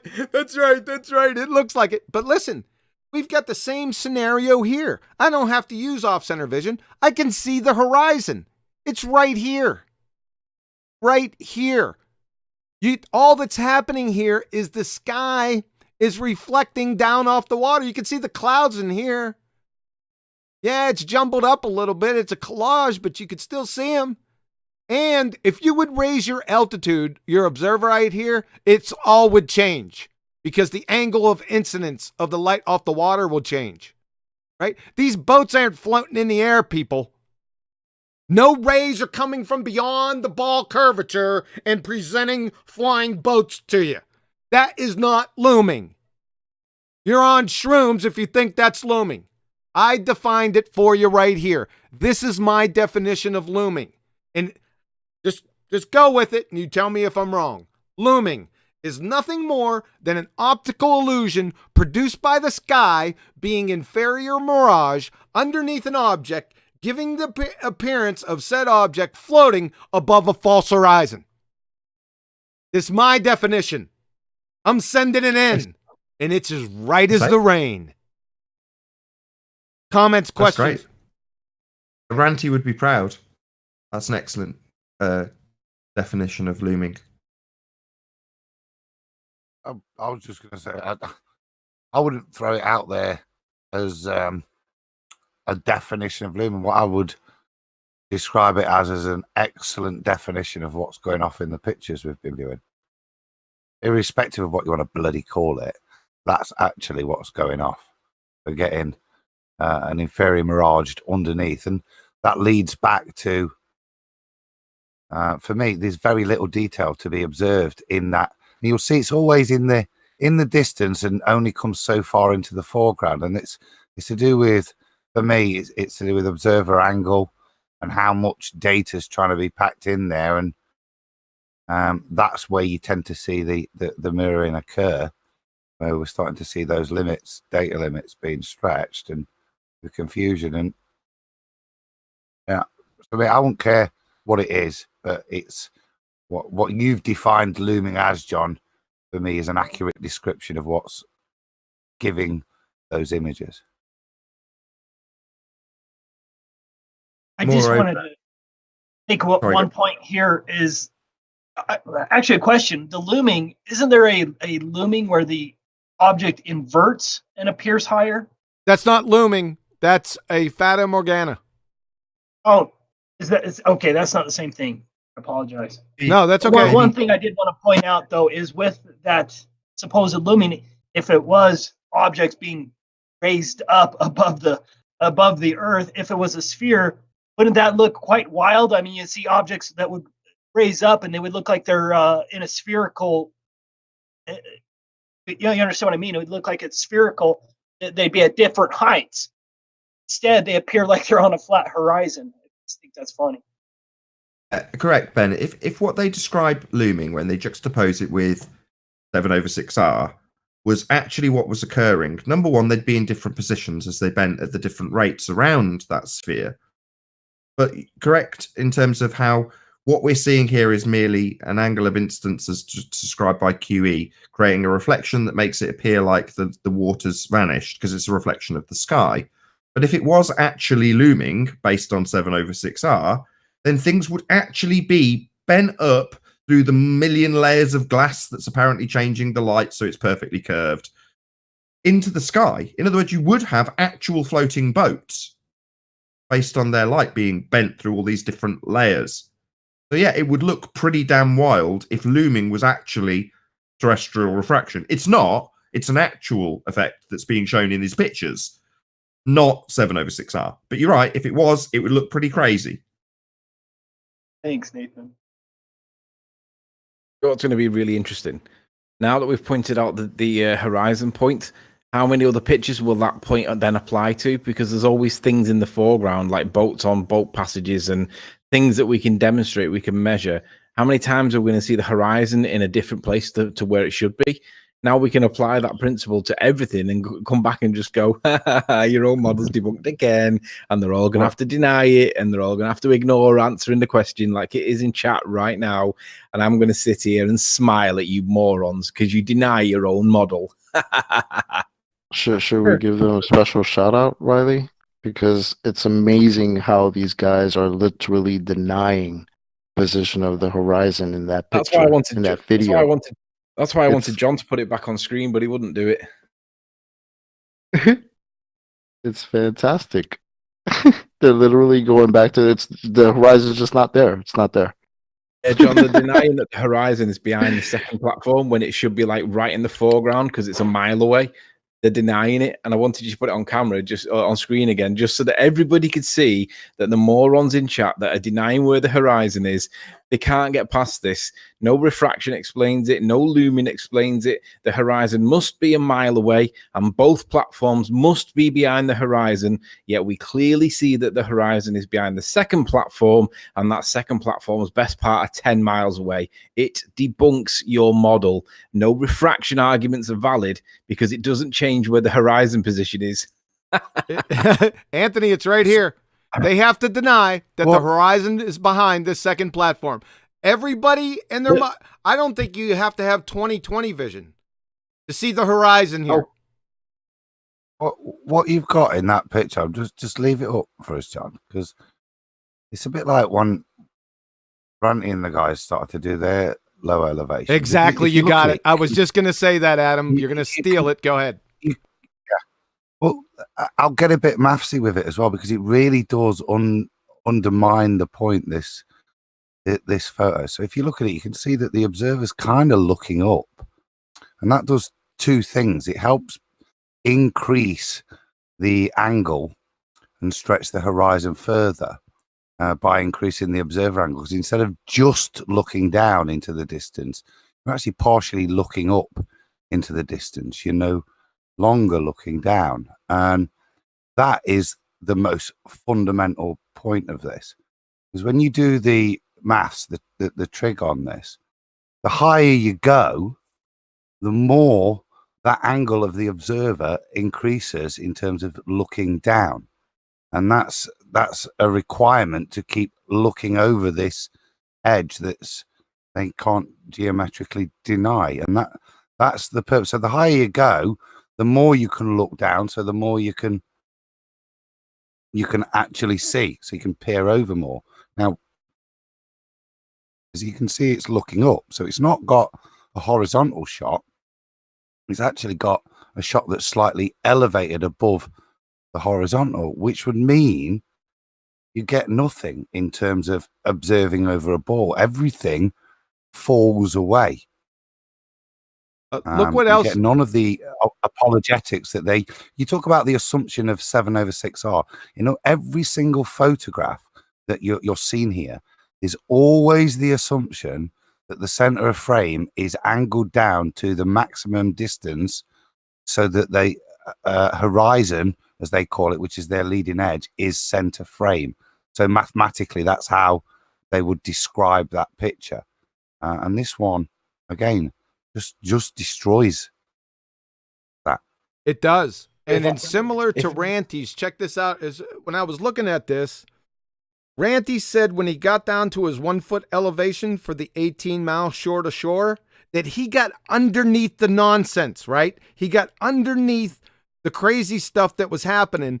And this is the same type of scenario. Look, he's underneath it. Where is all the nonsense happening? Look at what happens to these cranes. They're all bent. They're all warped right up here. So what happened is he got underneath that nonsense, right? You see all this stuff happening right in here? This crazy, these things are bent and distorted, right? But it seemed like he got underneath the layer. You know, the only thing that I can think of that gives you an idea of an example, you know, when you see a gas stove pumping out its fumes, and then just above the hole where it's coming out, you can see right through it. It's almost clear. But then above it, where the flame is igniting, it's a complete mess. Now, obviously, that's an extreme example, but we've got a similar scenario, right? The water's giving off gas, but the lower you go, it seems that you're getting below where it all starts to, I don't know, interfere with what you're actually seeing. So yeah, it does very much seem like you're getting underneath the layer of crap. Yeah, exactly. So, listen, before we end up, I want to go through the proof one more time, and then we'll end, and then we'll have everyone in Discord that has any comments or questions go for it. Okay? Any problem with that, folks? Let me do this. Just be aware, guys. Just be aware how many times this can be applied to other photographs. So be watching for the horizon as well. One other point, just to go on to from what Anthony said, and it gets me to use one of my favorite phrases. So in terms of them saying, no, the horizon isn't there, they have to deny the evidence of their own eyes to believe the Earth is a sphere. Oh, I'm having the best time with it. It's so funny to watch. They're just in literal denial. On that one, mate, on that picture there, yeah. So, to believe if you're on a ball, then what's happening is from 1.2 miles, everything's looming up to say what should we call it? 15 miles, where we would say the horizon can't be is forming. Just can't be. Well, even in their fairy tale, Adam, can't be. We all know it can't be. That's going to be the conclusion. But let me make his example. Go on, Adam. But but it's looming up from 1.2 miles in a very, very consistent manner to as if it would appear to be flat. And then at 15 miles, it stops looming. All the looming stops, and it creates a leading, well, it just stops in their viewpoint, because what they can't suggest is that horizon any longer is their leading edge. So for me, for a baller, what is that? Perfect. That's the Right, conclusion. for them. Where we get to the point where we can make a firm conclusion. The horizon is not the leading edge of a sphere. That is the conclusion. Now, in their reification fantasy of a sphere world, the horizon must be the leading edge of a sphere. And these images demonstrate admirably it can't be. Beautiful. Yep. Time for 2 super chats now. Go ahead. Okay, let me find them. So I got a couple of them from Cleary. Whatever floats your boat, he says. And then Mason B. Gravity was on mood in that picture. And a double laughing face. Flat on Flat Earth says, boats don't go downhill on the water. Whoa. And Elijah Freeman says, brilliant. Now I get it. Here's a hot coffee. Hopefully you get one. Thanks, guys. Appreciate that. One other came in. It's from Grave Dodger, and he says, the fact that no Globers are coming on to argue their corner is evidence of how devastating this presentation is to their model. QE rocks. Thank you, sir. There you go. Appreciate that. I want to give extra kudos to Ben, because I didn't get this. And by the sounds of the intro that QE gave, neither did he, and it was stressed to him by Ben. So the penny has dropped for us thanks to Ben. So big shout out to Taboo Conspiracy, because it's him that stressed this and kept reiterating it till we got it. Yes, sir. Thanks, Nathan. Yes, sir. It's Ben. Yep. Most definitely. And BMLSB 69. I seen his video when it first came out. It didn't hit me. The importance of it didn't hit me at that point. I just went on to the 1,000 other baloney arguments, right? But I seen it again. I always went back to it. I always looked at the horizon distances. And just when Ben did his presentation in Dallas, I said, wait a second. This is beautiful. I like the simple elegance of it. It's really quick. And like I said, shout out to Ben. You're the man. Thanks again. The beautiful part about it is that it's so quick, so simple to understand that Ben, you've got these guys in chat literally denying their eyes. This is bad, because the first time I heard the rebuttal was, oh, the horizon just isn't back there. I was like, what? Are you kidding? But then I realized who I was talking to, right? But I mean, to see it now in the chat, it's like it really is a testament of how bad this is for you guys, because they have no rebuttal. There's nothing you can say. It's a wrap. Cognitively painful. I mean, I do want to express a certain amount of empathy, because there is no way out of this. That was not empathy, Nathan. No, I tried.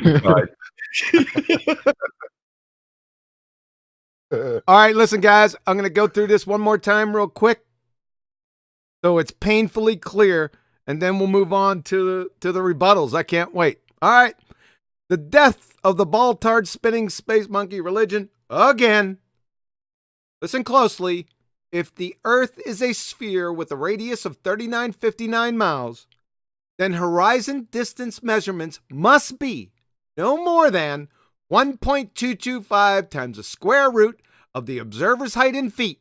That's your geometric horizon. There it is right there. Observer's height, 1 foot. Distance to the horizon is greater than 9.41 miles. The distance to the horizon maximum for a sphere with a radius of 3959 miles is 1.22 miles. That's it. Modus tollens time. Holy shnikes. This is going to leave a mark. If P, then Q, not Q, therefore not P. If the Earth is a sphere with a radius of 3959 miles, P, then any horizon distance measurement must be no more than 1.225 times the square root of the observer's height in feet, Q. Not Q, because the horizon distance is greater than 9.41 miles, as we've just shown. Therefore not P, i.e. the Earth is not a sphere. Happy New Year. Thanks for your year. Have a Smoke nice if day. you got 'em. Hey, QE, can you put that image of the BMLS B69 footage again?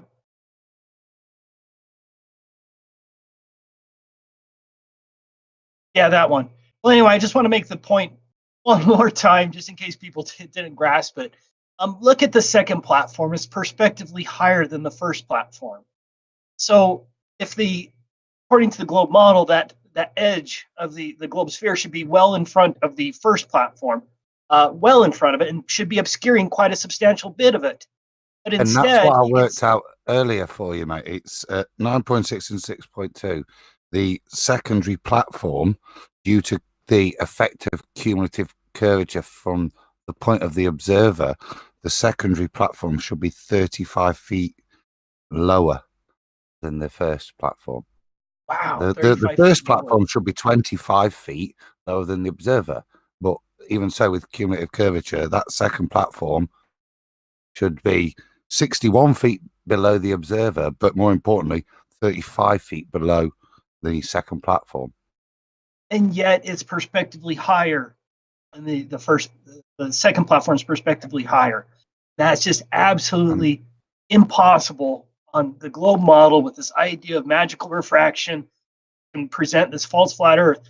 How in the world could it also present perspective changes like this that could not match the globe in any manner whatsoever? Anyway, I just wanted to make that point. Hey, This is the Ben. point, Ben. If we were subjected to a presupposed 7/6R and those images are then bending up at their different rates to render, as we see, the equivalent of a flat plane where horizon is created by perspective at distance, that isn't the case. It would render up with the differential of 7/6R minus 6/6R and their relative differences. So you would start to see the differential of 1/6R in terms of the distance and we talk about cumulative effect of curvature. Well, you'd get a kind of cumulative effect of the image created based on 1/6R differential from the cumulative distances from the observer on that image. So you would never get a rendering that equates, even with their 7/6R, to a flat image. You would get something that's curving up slightly. Just respectfully point out as well. If 7/6R existed.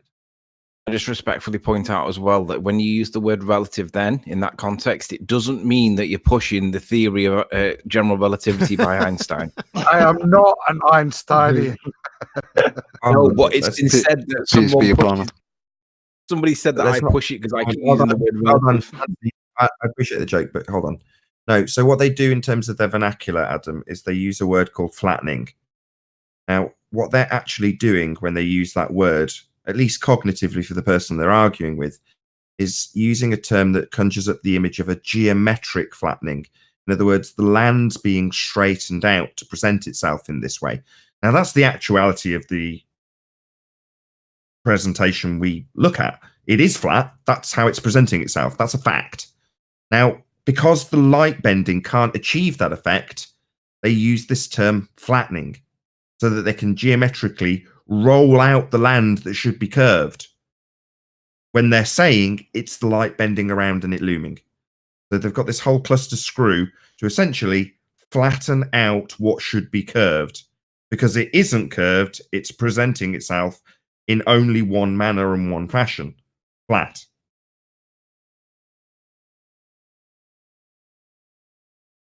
Ben, I hope you don't mind. I nicked this photo from you. I never mind. Don't ever worry about that.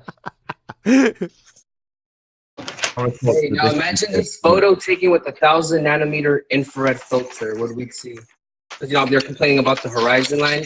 It'd be nice to get this in 1,000 nanometer infrared, like a replica of this. Yeah, that's why I wish more people were out doing this. We Hey, don't need Ben, them can I anymore, ask- Ben. Ben, it's over right here. It's a wrap. Hold on, Chocolate, you there? Yes, sir. Repeat your point from earlier. My point about the second picture trying to be some type of a debunk for the first picture. Yes, go ahead. Well, that's them not saying anything really. The second picture doesn't debunk anything because the first picture is literally an impossible picture if we live on a ball. It's a wrap. It's just a wrap right there. Yeah, there you go. Yep, it's a wrap. There's Would have to be nothing the you can case. say. Even if you can't see the horizon in the second picture, all right, that's nice. But in the same spot, at the same elevation, you see a horizon past a platform 9.41 miles away. Impossible. When you have an edge, because that's what you guys got, right? You got an edge. Your edge is supposed to be at 1.22 miles, guys. We're seeing past 9 miles. Who knows how far away that horizon that we see in the picture, that we can see in the picture, for all you guys that deny it now, because this is going to be great. If they've got a geometric what now? An edge. An edge. Really So clear. these fun photos have got an edge that's totally impossible with these pictures. I see. Fundies with edges, eh? I don't want to be rude, Chocolate, but there is no if. The only if is if you live on a ball. After that if, then there is no if about an edge. You have to have an edge if you live on a ball. Exactly. So And the question is, where's the edge? They've Let's just be reified a really not clear. actual location that in this instance is considerably higher. They've reified that not actual location into this ball edge that we don't have. And that's very problematic when it clearly shows Earth is flat and is physically impossible if it's a geometric edge, which it isn't. It's an arbitrary position where the sky appears to meet the ground, as opposed to a physical, geometrical, measurable obstruction in the foreground that somehow has jumped between two oil rigs and then presented itself, apparently loomed, beyond where the original obstruction should be blocking everything. This is a complete cluster screw, globe heads. You're screwed. That said, empathy must prevail. And I know there's going to be a lot of people in the Discord server. Hopefully Paul is on her top game to keep these people controlled. But yeah, we need to, I know they're going to be chomping at the bit. So we should really, say, come on, guys, let's hear it. This is going to be making its way into the Flat Earth Proofs. So the video that's underneath all of my debates and under QE's videos, Flat Earth Proofs, that'll need revising now. This is a serious deal. This destroys your heliocentric religion of a sphere Earth because you don't have a geometric edge. Let's not forget that if it was a sphere and the horizon was in the right place where it should be on a sphere, both the platforms would be level and they would be falling behind that edge. And they're not level, are they? They're in the foreground. No, Anthony. This is what I want Ben and Taboo to clarify. You said that for this image at the 9.41 miles, you rounded it off to 10, I think, from a 1 foot level, that the radius of the Earth would go from 3,959 to 264,000 in radius? Yes, 67 times larger than the alleged size of the globe Earth. Wow. So that's what would have to be. Oh, but the point I was making was that for this to be consistent with a sphere, both the platforms would have to be level with each other at the horizon, and that's not what we see. No, for this to be consistent with the sphere, it would have to be 264,000 mile radius, because then they got their math wrong, because it's a sphere. You're arguing an equivalence. You're arguing the equal and opposing argument. We're both right. Yeah. What Tenth is kind of saying there is he's kind of like intellectually honest. is actually from this picture, from an actual only taking on the facts that we have from this picture. The only thing we can say is that if it is a sphere, it has to be a sphere bigger than that stupid number that was just quoted. No, that's not right either. Sorry, Adam. No. If you accept that the horizon, this not actual location where the sky appears to meet the ground, is a physical geometric edge of a sphere, then the radius of that sphere would be, Ben? 264,000 miles, or 67 times bigger than the alleged size of the globe. Ergo, this position which moves is not a geometrical physical edge of a sphere. I've mentioned this before, and I always repeat myself. I apologize, but looking back in history, how come no one ever thought to actually try to measure the globe by trying to measure the minimum size to the horizon? I can tell you why. That would be the most logical thing that anyone could ever do to try to decide, well, how big do you think the Earth is? Well, why don't we go ahead out there and measure it and try to measure how far it is to the horizon, and then we can extrapolate from that how big the globe is. Nobody ever attempted to do this. Doesn't that say that our history has been lied to? I mean, they hijacked it. They attack is the best form of defense. So they doggedly, 2016, asserted horizon dip arguments. No one's actually doing it, but they just assert the maths. So they claim they have done it. And they're telling us as though it's a sphere proof. It's like every bloody thing we're finding out at the moment. They've got the worst, crappiest argument. So rather than conceding that they've got an edge that they need to reify, they tell us to give us as. And in this instance, it's the same bloody thing. They've got this massive problem with a not actual location that moves that needs to be a physical edge. So rather than leaving it out there for us to discover, they asserted it to us in debate in 2016 like it was a globe proof. They'll use like the nonsense of Eratosthenes, the idea that you can measure the size of the Earth by the angle of the sun based on a well that was 600 miles away from him, and then he just somehow knew that the sunlight was hitting the bottom of the well 600 miles away from him, and then from that you can measure the size of the Earth. They use that as, with a straight face, saying that proves that we live on a globe. But no one ever thought to actually just try to measure the Earth itself. And they'll say, well, there's refraction or something that might block it or create this false horizon. Well, how come the refraction doesn't apply to what Eratosthenes was doing then? So anyway, I just think that's fascinating to me, that you would think that somewhere in history, somebody from Eratosthenes to the present would have went out there and tried to measure the size of the Earth. I guarantee that there were people, and that they were finding that it wasn't holding up under the math. But Ben, that somewhere in history is happening today, right now, on this show. This does feel historic. Anthony, are you there? Sleeping Warrior. Yes, I am. I'm here. So you can recall where this very argument we're presenting now as a globe killer was presented to us as globe proof with the horizon dip arguments. You can recall this, right? Rumpus was the lead protagonist on that point.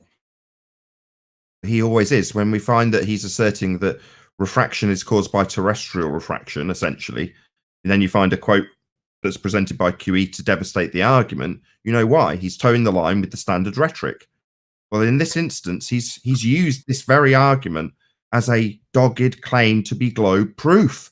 So they take their shittiest arguments and spin them around and throw them at us like with an attack, with real venom, because it's where their worst weaknesses are.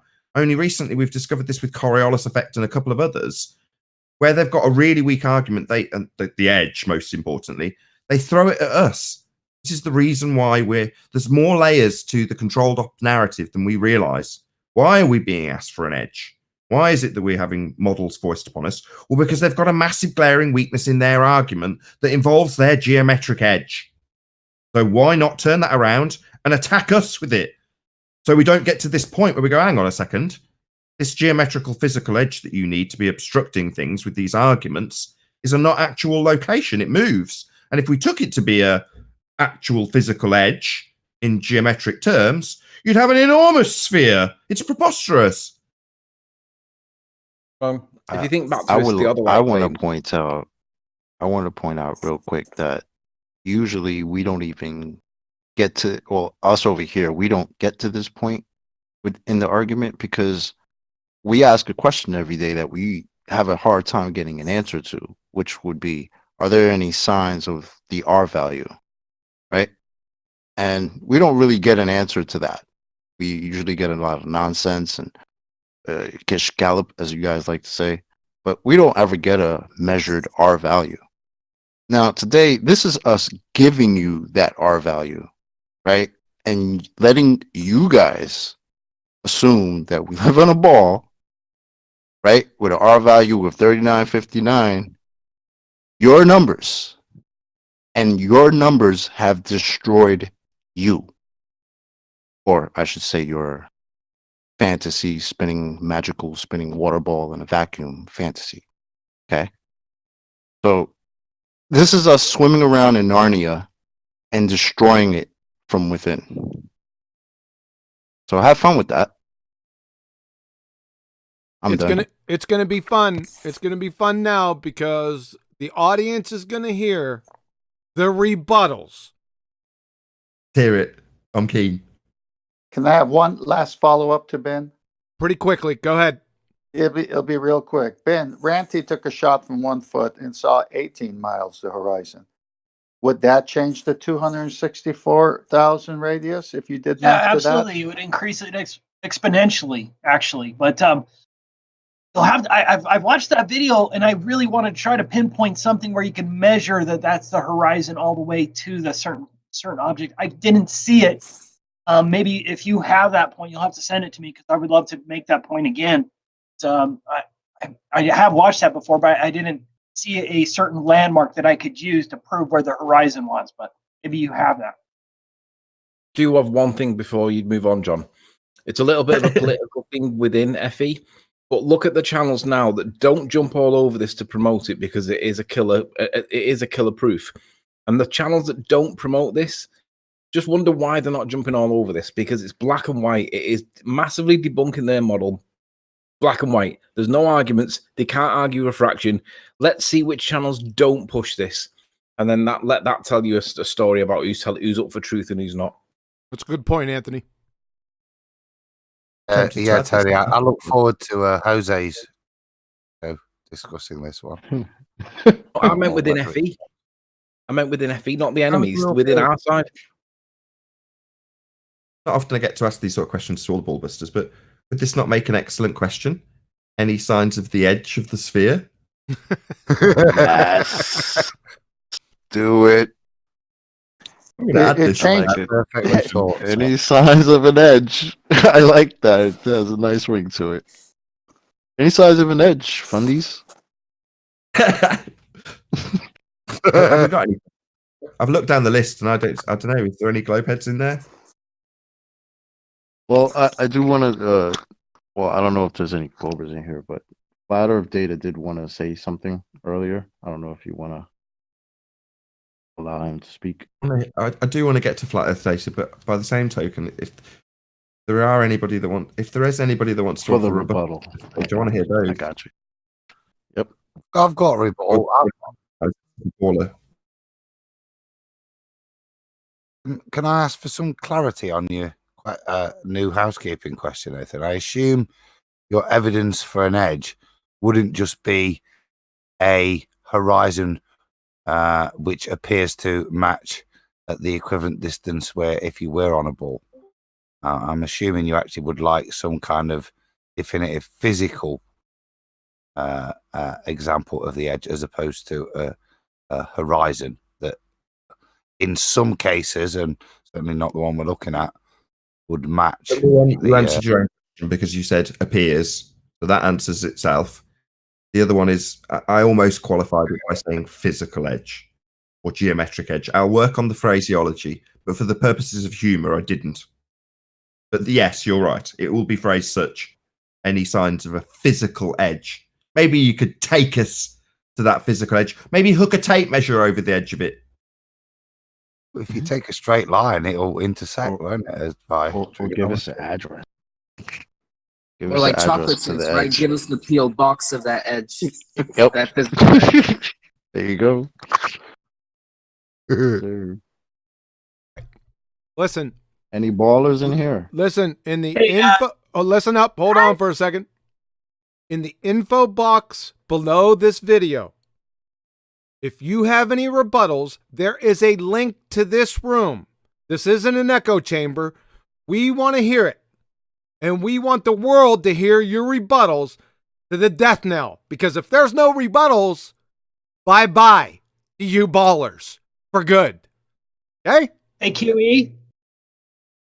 Yes, there? sir. My daughter wanted to add something. Go ahead. Hear that? Now, How old's your daughter? How old is your daughter? She's 5. 5. Okay. does she Head have and something? Does she have something to say, Ben? What's her name, and have her say it? Harwin. Anyway, sorry. She just wanted to say on here and say hello. What's her name? Hearing from her. I heard her. Put this flat. Earth is flat. Yes, it is, girl. Now, in seriousness, is there any ballers in the panel? Let's start working our way down. I don't know who's going to take charge of unmuting them. I've We unmuted got, the first one back, Krish. And he left. He left. He left immediately. Might be a short rebuttal session, but at least we're well into it. Watch for the Forgot. mass exodus now as they all leave. I just Yeah. watched that. I started suggesting it. They all started dropping Wow. off. They really left. You Because there was like, I just counted, there were 3 of them at least, and none of them are in here now. They're all gone. There is. I said this to Anthony right at the start of the show. There is no defense to this. No, I'm like being completely serious. There's not one baller. Everyone that was in here before just dropped. F data, But- Mike, or yours, I reckon. What we also need to point out Oh, is wait, that wait. Baz Krish, I'm sorry, has just come back. Okay, Brash, Baz Krish. Baz Krish, can you unmute? And share your pain. Come on, Baz Krish. The fate of the ballers in Discord chat is on you, sir. Unmute. Ollie, why are you waiting for him to unmute? I've put my baller head on, right? Mhm. And I was trying to think of a defense because this is hard, really hard. No, it's no To- fun coming from you, Adam. You're actually No, it's all right. smart. Adam's no. pretty good depth. If we any ball of defense, I want to hear Adams. Go ahead. It's All right, pathetic, cool. chocolate. Don't worry. Good, But the nice only- and the only pathetic. Keep thing- it authentic.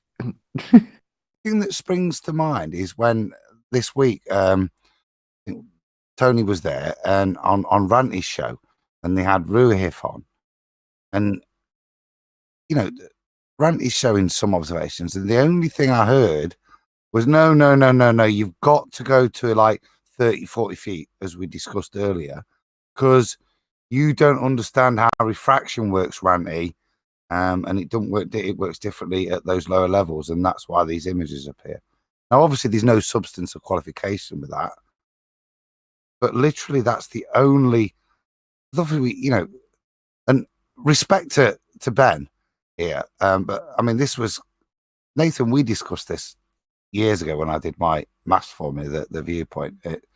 But without the work of people like Ranty and Riley and the show discussing all these things and getting to clarity on looming, those kind of obvious geometric issues for me were never understood because they could always bullshit their way with 7/6 this, all these presuppositions that always brought the image back into view past that viewpoint. And I'm not decrying Ben because, mate, the way he's made it clear to people is brilliant. But I think, guys, without, you know, Riley, Ranty, and the debates actually highlighting this and discussing it and chewing over the details to get to clarity of what we're seeing, how we're seeing it, and why, I don't think the sheer geometrics would be a sufficient destruction. But with the knowledge we now have and the understanding, yeah. Completely agree. You've got to have the images. You've got to have people out there, boots on the ground, doing this stuff to make any sort of progression. And that's what I was trying to allude to when I was saying to Ben, when I rudely interrupted him mid-flow, to say, no, they did do this. They just, without his images, without him compiling other people's images and making the point, you only have their assertion with their maths. And they use that as an attack. So in other words, this debunking literally is being used by globeheads and probably will be somewhere tomorrow as a claim proof of the R value and how to measure it. Believe it or not, this utter horse crap that completely debunks their model is used as a claim bloody globe proof. That's how they do it. Their worst arguments become an attack on us. Edges, same principle. Coriolis, same principle. If Earth's spinning, shouldn't stuff be deviating away from me if it's hovering? Well, it doesn't do that. Well, that's a big problem. So what do we get? An assertion that Coriolis proves Earth spinning. Bonkers. Use their worst arguments and assert them as proof. Let's ramp this up a little bit, Nathan. And let's ramp this up a little bit. Let's put a little bit of risk on the line. Let's pick our favorite number one baller, whoever that might be, and we'll charge him with not being able to answer why the horizon is behind the second oil platform. Doesn't matter who. Let's just pick someone, and what we'll do is we'll get everyone in chat to bully him to make a response video. Who should we go with? Let's Dean. Who? Well, Riley, there's only for me. I'm surprised that the Queen of Modern Tollens hasn't appeared to address it. She's not a big enough protagonist. We need one of the bigger, like somebody like Red's Rhetoric or whatever. We pick someone that can't answer this and demand that they address why the horizon is behind the second platform if it's supposed to be just 1 mile away and the platform's nearly 10. So let's pick someone and then charge them to answer it. Do you remember the guy who came on and modelled Ranty's observation of 18 miles and essentially declared quite openly that we need make no explanation for this as flat earthers? Well, that dude, the same dude that went away following day and immediately started asserting bull rhetoric, having been completely annihilated on flat earth debate, that guy, Dean, you know who I'm talking about? He's not around anymore, though, is he? Yeah, Stingray Dean. Yeah, that retard's Not around anymore. Yeah, he's I'm around. thinking, like, the main.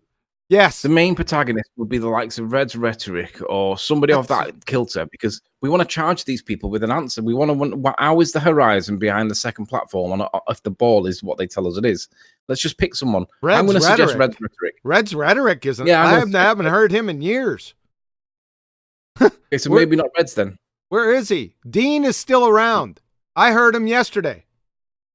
He's on Girth. He's on Jose's, mate. I've seen him. It's Stingray. He's not a big enough protagonist. Dean can quantify his answer with a little model that I can have a good chuckle at. I want to laugh at one of Dean's models. Is he big enough, though, in the protagonist field? No, he's not. But he needs to be somebody that can be a fall guy. It doesn't matter. We need a nominated fall guy. A certain I'll nominate Fight the Flat Earth. Who else? A certain bald guy. Yeah, we need to nominate a fall guy. What's your name on Discord, Riley? Cats Killer. Riley, I'll take anybody, mate, that's prepared to bring their model with an R value of 3959 and justify that model with those images. I'm just interested to see if anybody has any validation how we can see those images if we're on a ball with an R value of 3959. I don't. About conspiracy cats. I agree. I say we put it to everybody. I think Adam. No, it's got anybody. Oh, no one's coming. Where's your edge? One at a time. One at a time. Me. Mick West. Right. I think I had a good name there that's big enough and could quantify it in some way. That's Cats. Cats could do that. Conspiracy cats. I agree. Yeah. Anybody disagree? Anyone.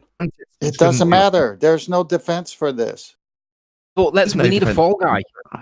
The whole globe Sleeping just Warrior fell. likes to poke the bear. So let The him have entire, The whole globe just fell. the entire spinning ball-tard religion, whoever conforms to it is under the yoke. I've got it. Simon Dan. He's the fall guy. Oh God, he can't even put a gate together. Let's put it. Let's Well, give we've it to got a list Simon of people now. Hold on, let me just summarize them because we've got 4. We've got Mantits, we've got Conspiracy Flaps, we've got Dean, and we've got Simon Scam. Man, Dan, he's never done any science in his life. Let's see him do a bit of science and explain why the horizon's behind the second platform if it's a ball. And Cats and Dean, get your modelling hats on, and Mantits, I don't know, ask someone to get you some help. Right, so let's formally charge Simon Dan to do a little bit of science and explain why is the horizon behind the second platform if the Earth's a sphere. There you go, Simon Dan. Let's see your input to society and let's see what you can do on topic and answer the question. Don't answer any other question. Just answer why is the horizon behind the second platform and answer that. I'd like to challenge Fight the Flat Earth to go to one of the citations of somebody that seemed like they were intelligent in this presentation and interview them about the question we're asking. Yes. What do you mean to like try and disprove us, but then fundamentally at the end of it all, it turned out that we're correct and his citation and interview proves our point?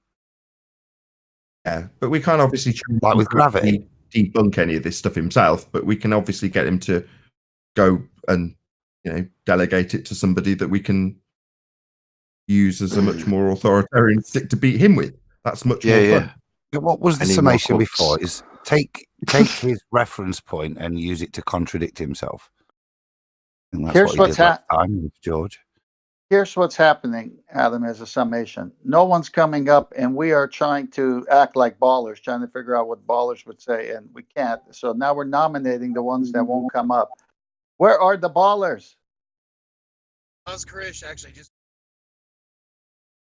Can we listen to some of the people who've been patiently waiting in Discord for an eternity to actually say a single word to us? Flat Earth Data, for example, who said he specifically wanted to add something ages ago. Hey, Xanax here. I'm here, yeah.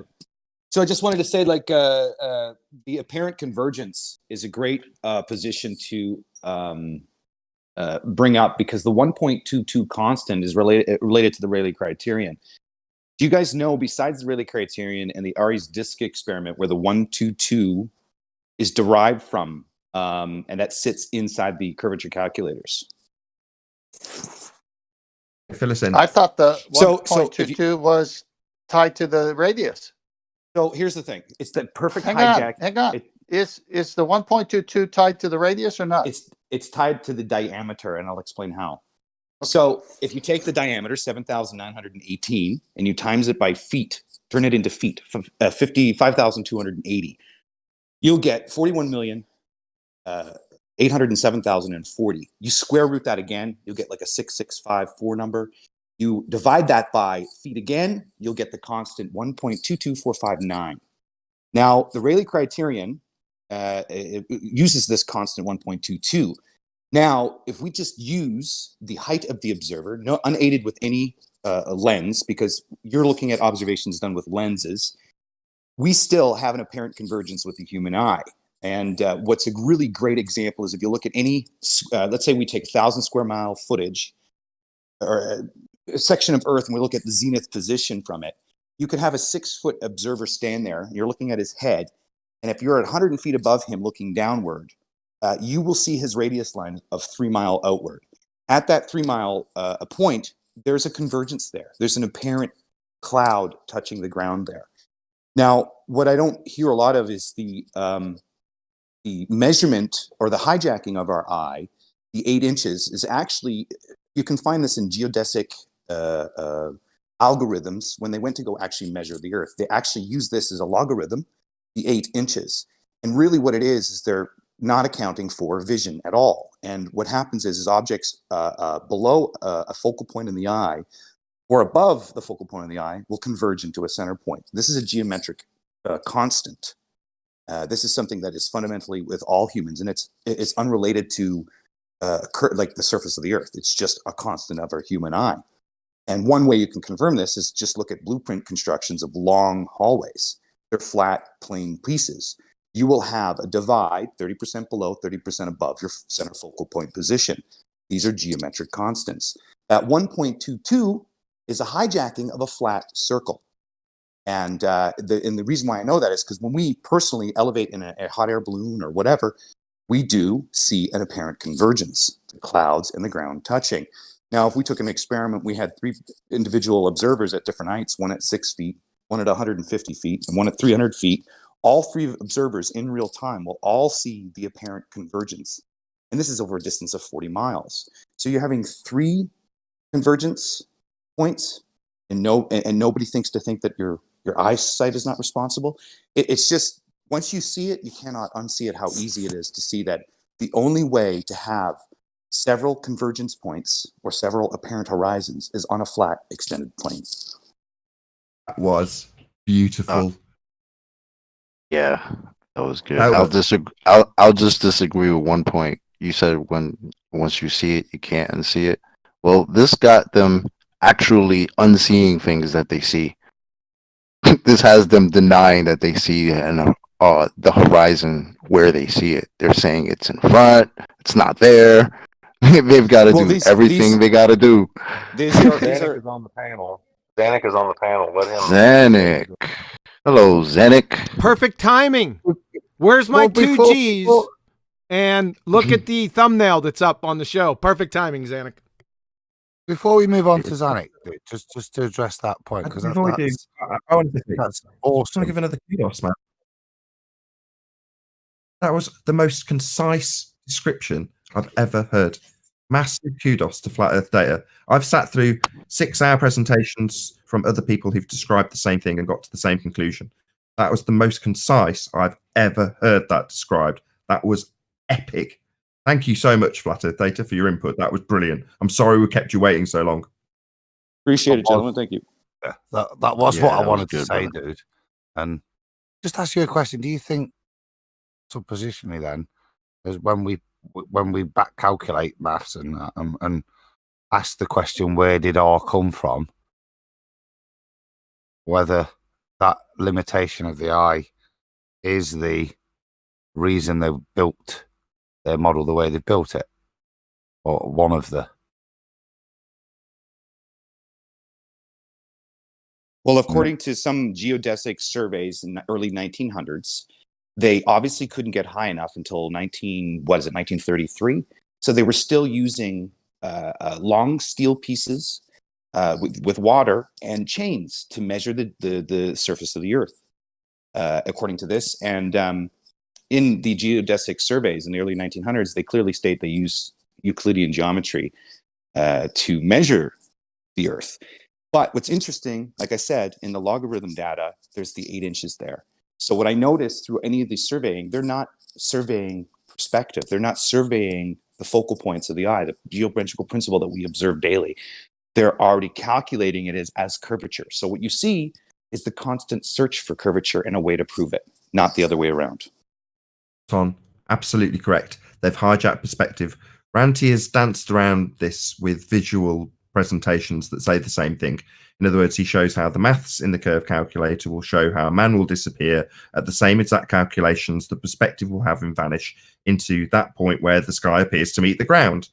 Well, that's the point you're describing, and the point that's been hijacked when you put it into Muppet vision. It removes all aspects of perspective. In other words, you're not getting what you see anymore.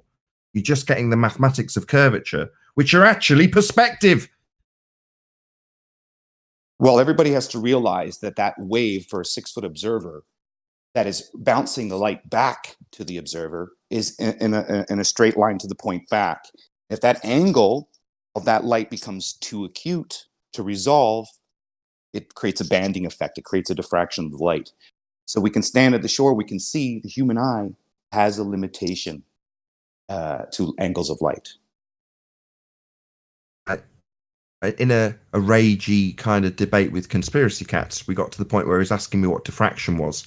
And the context is this context, i.e., my context for diffraction is the diffraction limit. This point, which is calculable in the Rayleigh criterion, where you will lose resolution, things interfere. Well, to summarize it in a way that would be beyond me at that time would be to describe so succinctly what Flat Earth Data did at its opening gambit. I'm going to say it for a third time. That was beautifully summarized. You're too kind, but thank you. John, could you confirm that you'll put the description in the description box? You'll put the link to the original video so that all the ball-tards can pass the message on to Simon Dan that can't answer the question for us. It's already there. Thank you very much, sir. Gentlemen, I have to drop. Thank you for your time. I'll see you guys soon. Thank you, Anthony. Hey, Hey, hey, Zanuck, are you there, Zanuck? Why don't you come on? You're always not shy before. Got his $2,000. Uh-oh. Well, I guess he's not coming on because he owes him $2,000, or he's not coming on because this killed him. You have to call them in the right manner. Reference frame, reference frame, reference frame. Chocolate. Coriolis. Any other ballers? Challenge to this. We have got a couple of ballers, surely. Zanuck is disputing it, but he's apparently still on mute. Really?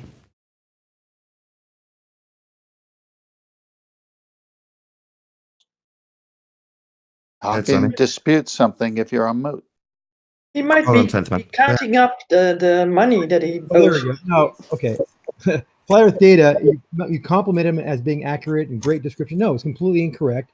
1.224 is not the same as 1.219. They're two different numbers. They're close. It's a coincidence they're close, but they're not related to each other in any way, shape, or form. Number one. Number two, Zanuck, I already gave Zanuck, they are related. Do you know why? Because I can take my height and I can square root it and I can times it by the diffraction of 1.22 or what's in the Rayleigh criterion. I get 2.89 miles, brother. It's close. It's not the same. I Just get 2.89 close, miles. the Now I go this higher. Is the problem with you. I You, go no, you see you're wrong, things, dude. therefore you think they are. You're absolutely wrong because I'm guess not wrong. what? I Let's gave you use the some numbers. math. Let's use some math. 1.22459 is You not can the take same as 1.219. You can take 1.22 and times the square root of I know any you height can. you're It's at. close. It's not the same and you'll number. You'll get. Are you looking at the chat? Hold on, I'm trying to be cool here. You're being obnoxious. Earth Data, both of you, a second. Just 1 second. Right, I'm sorry, Flat Earth Data. You're going to have to concede this one. So he's correct. Yeah, Thank they're you. not exactly the same. And if you plot out the actual geometric curvature with 8 inches per mile squared and perspective, they're very slightly deviating up to about 1,000 miles, where they start to radically deviate. But there are differences between them, and he's correct. Now, your point is that they're very, very close, and that's why they've hijacked it, Zanuck. Yeah, they're not exactly the same, but that's why they've hijacked it. It's close enough for the maths. No, you can calculate the 1.22 for the curve calculator and by using the numbers that they have. It's an imprecise way of doing it because it's a parabola figure. The 8 inch per mile squared creates a parabola. It's Okay, not a do your calculation right now. You're already wrong. Why are you trying to do your calculation? Hold on. Do a calculation. Listen to me. You're already wrong. Why are you trying to double We'll see how double wrong down? it is. We'll see Zanuck! We'll see how Shut far up! apart it is. Somebody put him on mute. Right We'll see now. how far apart I'm it not is. going to say anything. I'll be So how quiet. far apart is it for a 6-foot observer? My math works out to be 2.98 miles timesing the 1.22. What is yours at 6 feet? It's about 3 miles. What's the point? I'm sorry, your curve calculator says 2.98 miles, you moron. No. What number are you using? Conclusion, Zanuck. So the Rayleigh criterion number is not one. To where they say Earth curve starts to come into effect based on these maths. Now, your argument is that they're not identical. Well, so what? You've got no perspective in your Earth curve maths. They've hijacked it, mate. And it's close enough in maths. That's the reason they've hijacked it. Is that not my point, Nathan? That was what I'm saying. That it's that derivative from the human eye of observation that they've used to define the fact and derived the shape of the Earth based on it. If you walked away from me for a mile, due to the Rayleigh criterion and diffraction, that the breakdown, I'd missed the bottom 8 inches of your legs. Hey, Zanuck, With my question eye. for you. Sorry to interrupt you, Adam. Question for you. Your curvature calculator, does it equate to the convergence of the clouds touching the ground? Because my 1.22 would conclude that's a byproduct of perspective. Therefore, the convergence is part of the 1.22. Does your curvature calculator convey that in its math, that the ground and sky apparently touch? No one has ever said the clouds touch the ground at 3 miles except for you. So I don't know why you keep on saying that. That's incorrect. Apparently, the clouds and the ground apparently touch. This is the definition of horizon. They don't. This is the definition of the horizon in the No, Merriam-Webster that's not dictionary. the horizon. Oh, The please, horizon somebody go to is- Merriam-Webster the- dictionary right now. I'm look, on my you're phone. gonna- I can't you're do gonna it. educate yourself Go to on Merriam-Webster science by Go to going to a Merriam-Webster dictionary. Okay, one at a time. It I will says- not have this on my show. Listen It to says me the- closely. Andrew Thomas Young of San Diego State University. If h is in meters, that makes the distance to the geometric horizon 3.57 kilometer times the square root of the height in meters, or 1.23 miles times the square root of the eye height in feet. It's over. You understand me? That's John, not the Rayleigh criterion. John, the 3.5 are constants, okay? When you're ready. 1.22, No, they're not constants. and yes, they are constants. 1.23 he just said. He just said 1.23, and Rayleigh criterion is 1.219. 1.22. Because they come from. They happen 1.22. It's coincidental. Okay, shut him up. 3.57. Shut Zanuck up. Stop him right now. John, That's ended right now. Can I address what I've just heard? Please. We've been waiting for a long time for ballers to come in, and actually what they've come in with isn't an addressing of the point. What they've come in with is to try and argue the point to see if there's a difference between the Rayleigh criterion and the actual geometric construction, which is what I've alluded to. The geometric construction is a backworking based on the consequence of the human eye's Rayleigh criterion. Exactly. Do we all agree? Do we all agree? It's very interesting that the ballers have come in, and that's what to want to argue about, why those two numbers are very similar. Who cares? Who cares? They're clearly Exactly. very similar. And as Nathan said, and I alluded to, it's obvious why the Well, it's numbers important. are similar. It's important, The- John. Hold on, because Flat Earth Data. The ball didn't have a matching number that's similar to the Rayleigh criterion.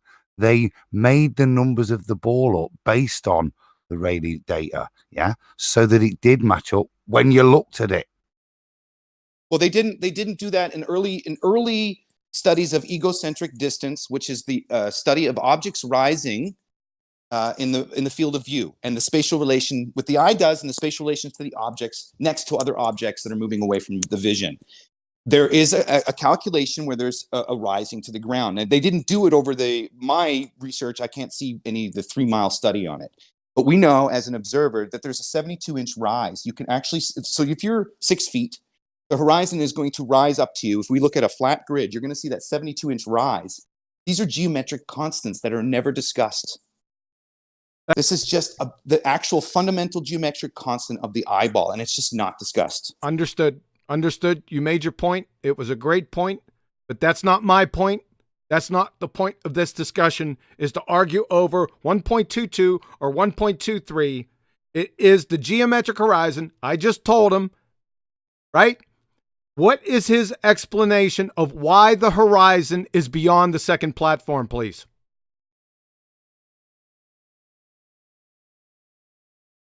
You're seeing water. You're seeing water. You're seeing particulate. You're seeing fog. That is obscuring your vision. It's We looking see the like horizon. You don't see. You think you see a horizon. Oh, It's we not the think we see the horizon. Yeah, we do. You And are we have a either clear- blind or retarded. Everyone We have a sees it. We don't. Zanuck, say, I want you to say it, Zanuck. Say it. The horizon is not beyond the second platform. Go ahead. The horizon is not beyond the second platform. Woo, Zanuck, bro. QE's already done this for us. Thank you, QE. And let's keep it concise on the show. So he picked option 1. Deny the evidence with own eyes. Option 1. Dong, dong, dong. Well done, Muppet. Yeah, man, that's bad. That's a bad look, Xanic. It's clearly right there, man. I don't even believe you have this level of dishonesty. Have him say it again. It is on screen right now. Tell everyone looking at this that the horizon is not beyond the second platform, please. Xanic, could you tell me if it's not? Hold on a where I second, can see Adam. it? I've seen a lot of pictures. What picture are we Where talking it about? is. What picture are we talking about? Can someone post it in Discord? I'm looking in Discord now. I don't see a picture. It is on the live stream. Oh, I am not on the live Well, stream. then get Apologize. there. Hey, I'll get there. By the way, Dean is an excellent choice. I think Dean is one of the most dishonest Globers I've ever met. He's the one who actually curtails. He goes out of his way purposely to curtail a conversation based on his understanding of what a flat earther is saying, and then takes the flat earther through that, knowing full well what he's doing. So he's a great choice to have be asked this. He's a retard. Yeah, I would imagine that what he does is cognitively extremely painful for him, but he does it anyway. Well, that's what I find hilarious, because he goes out of his way to purpose. He knows the Earth's flat. That's why he goes out of his way to try so many different ways to show you that it's impossible to be flat. Xanic. I'm looking at it. I can't see a horizon. I gotta be honest Okay, with thank you you. very much. He doubled down on it. He doubled down on it. He I can't can't see. it. It's too blurry. I can't see it. There's too much It's too going on. blurry. There's so much refraction and mirage. Refraction. Yes, there's a lot of refraction going on. Moving. Look at these Refraction. cranes. Look at the cranes on the outside left. Don't worry Look at how about the they're cranes. big. We're looking at the horizon. Hey, Now that Xanic, one why you don't you can see a horizon? You can Xanic, see that why don't you horizon tell on that them- one for sure. Why don't you tell him that you think the convergence of the sky and ground is Earth curve? Why Hold don't you on a tell him that? second. 1 second. He said that he could see the horizon. Did I hear that correctly? Yes, you did. The second one, you definitely can see whatever the horizon is beyond those two platforms. You can't really. Thank see you very exactly where the much. horizon is. That's the death of Okay. your spinning ball religion. Thank And you. that is not. Same picture. That's it. So basically, if the horizon is a physical geometric edge, it cannot be there. So option 1 was the first option. No, deny that you can see it. Now that he's seen it, that's it. It can't be there if it's a geometric edge of a sphere. It is there. The Earth is not a sphere.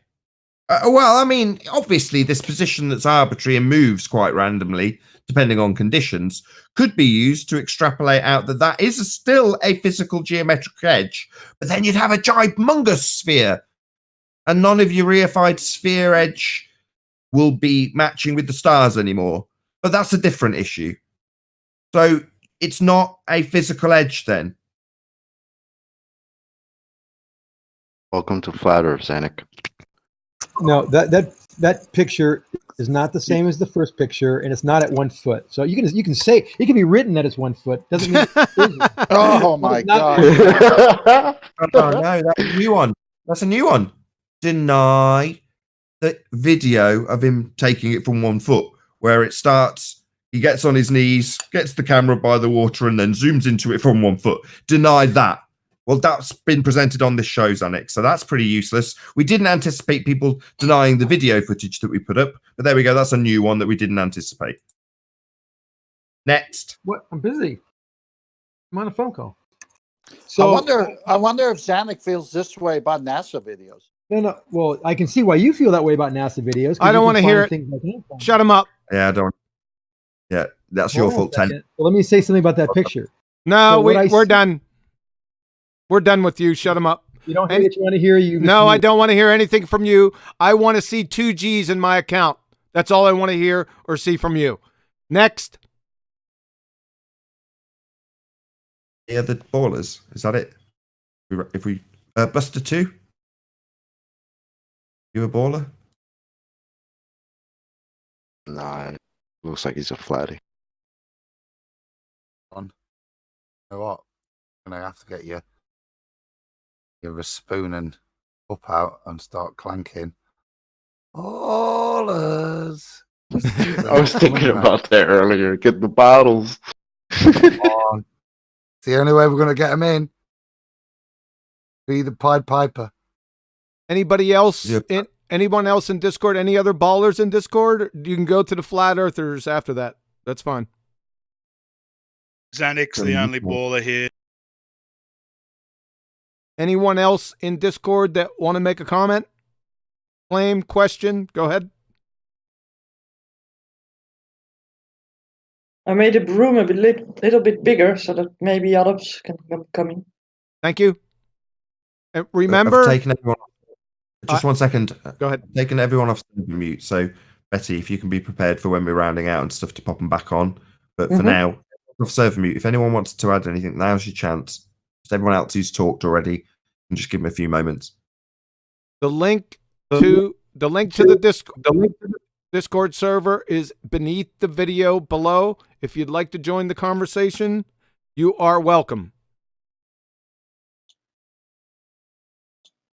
Yeah, but that was a pretty obedient tone there when last the horizon was in front of the platform, and he said, "Yeah, the horizon's in front of the platform." That was real obedient.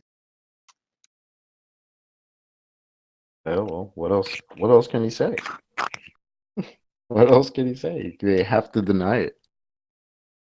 What I like is how they deny Google Earth elevation from shore to shore, how it's perceived to be completely level and flat. I did a video where I wanted to see how tight the angles were over a certain distance, putting the camera to about 0.5 feet off the ground. Of course, when you go to Google Earth and you measure shore to shore, which is less than a mile, it was not even a 3-mile lake, but maybe 0.7 miles, 7-8 miles across, completely level in the elevation. So it's just, we have a flat Earth map right in front of us. Yeah, we did that last week. See last week's Ballbusters? That was the flat Earth model was Google Earth. We already did that. Hey, I think it's episode 8 or 9 was Ballbusters covering Google Earth as the flat Earth model. Now, don't get me wrong, it was done in slightly tongue in cheek. But yeah, your point that you're making, Flat Earth Data, was literally a whole Ballbusters episode. But as you've used it to plug one of your videos, so yeah, subscribe to Flat Earth Data. I've got a show starting in about 20 minutes if you're watching this live, which is on my secondary channel, Nathan Oakley. Subscribe today. So yeah, 10 p.m. UK time. I think that's going to be 4 p.m. Central Standard. Yes, and that's how long the show is going to go. We got 20 minutes left. So again, perfect. So again, in the bottom of this video, in the information box, it's show more, and the link to the Discord server and this room is right there. Please join. Just a reminder for anybody using Walter Bislin's calculator as well. If you go to use Flurspective and you use the flat Earth version of Walter Bislin, he also uses the 8-inch formula for Flurspective, just so you know. Go look at it yourself. Type in 1 foot, 1 mile away. It's 0.122456. So he's using the curvature formula as the flat Earth model. And I got a couple of shout outs to do. Go ahead, Betty. Chats. Yep. Okay. So we have Viram, and he says, the ball is on moot. And Rakia Live says, shout out to Cleary and his super chat. Cleary started Rakia Live, pass and moot. Is he nesting? I don't know. Also, to anybody using Flat Earth Sanity Calculator, he also tries to use Flurspective, meanwhile using the 8-inch per mile curvature formula as well. So Walter Bislin, all these calculators are using 8-inch per mile square. And then they're trying to say that we invented the 8-inch. It's priceless. How many times have you heard that that's the wrong formula? Well, if it doesn't match observation, your model's wrong, right? Right. Have they ever given you a correct formula when they tell you that it's wrong? Oh, Never. okay. I was just checking. Because see I always ask. I hear that a lot too.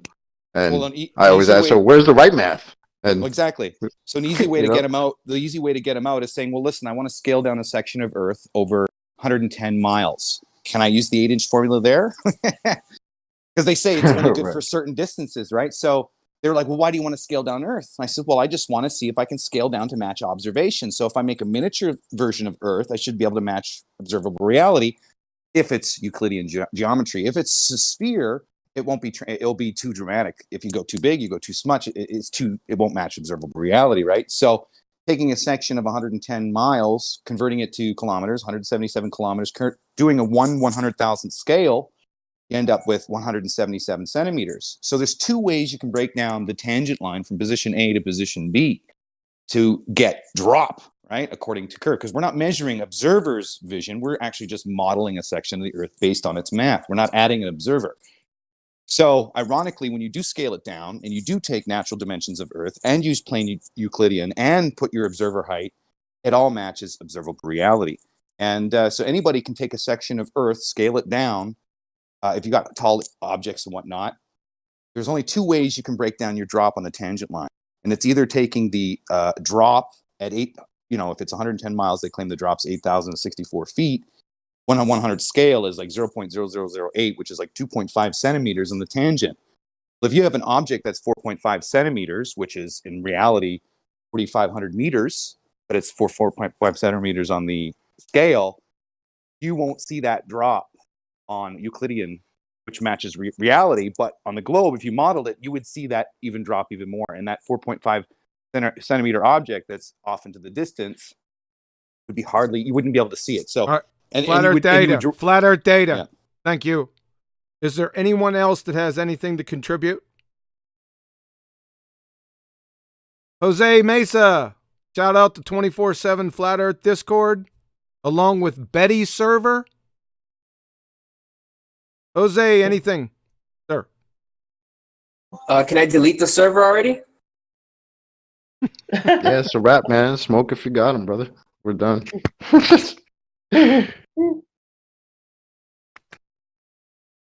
Maybe some counseling is due. Jose, Elijah, Chocolate, Buster 2. Does anyone know who Buster 2 is? I think he's a flat earther. Buster 2, any comments, questions?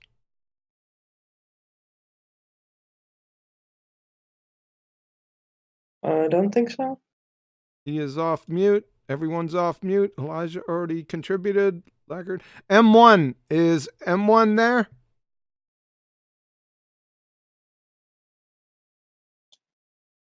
Do you think a lot of people understand that their eyes receive light, John? Flat Earth data. Hold on 1 second. M1, are you there? Yes, sir. Any comments or questions? No, it was a great show, and I learned a lot from it, and I want to hear more. Thank you. Omega Genesis.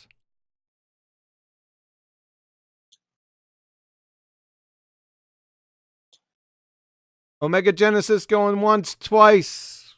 Are you there? Great show, man. Keep it up. Thank you. Rams, are you there? Yep. Great presentation. Thank you very much. I enjoyed it. You are very welcome, sir. That is all. Oh, we got Andrazi. Are you there?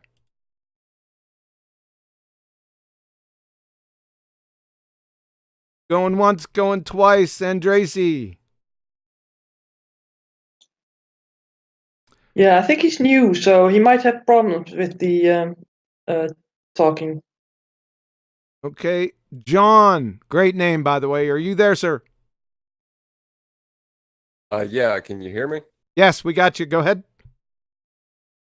I think really their last bastion in this whole thing is to actually go to their current science and then start trying to claim that what we see is because of special relativity and start trying to say that the Earth is flat because the sky looks curved.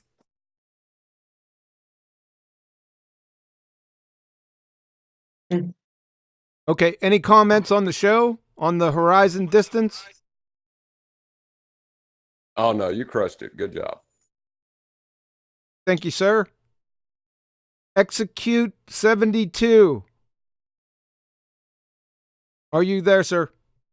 Or ma'am? Yes, I am. Any comments or questions concerning the show? Yeah, just the one. If I pretend to shave in the mirror while you presented that, does that mean I could just ignore it?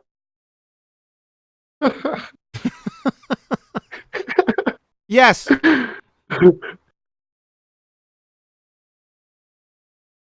Well, I'm not going to have a shave, but no, that was very good, QE, as per usual. Cheers, mate. Thank you, sir. Anyone else that I missed? There's people jumping in and out, so I'm trying to get my sea legs with me. Let me see.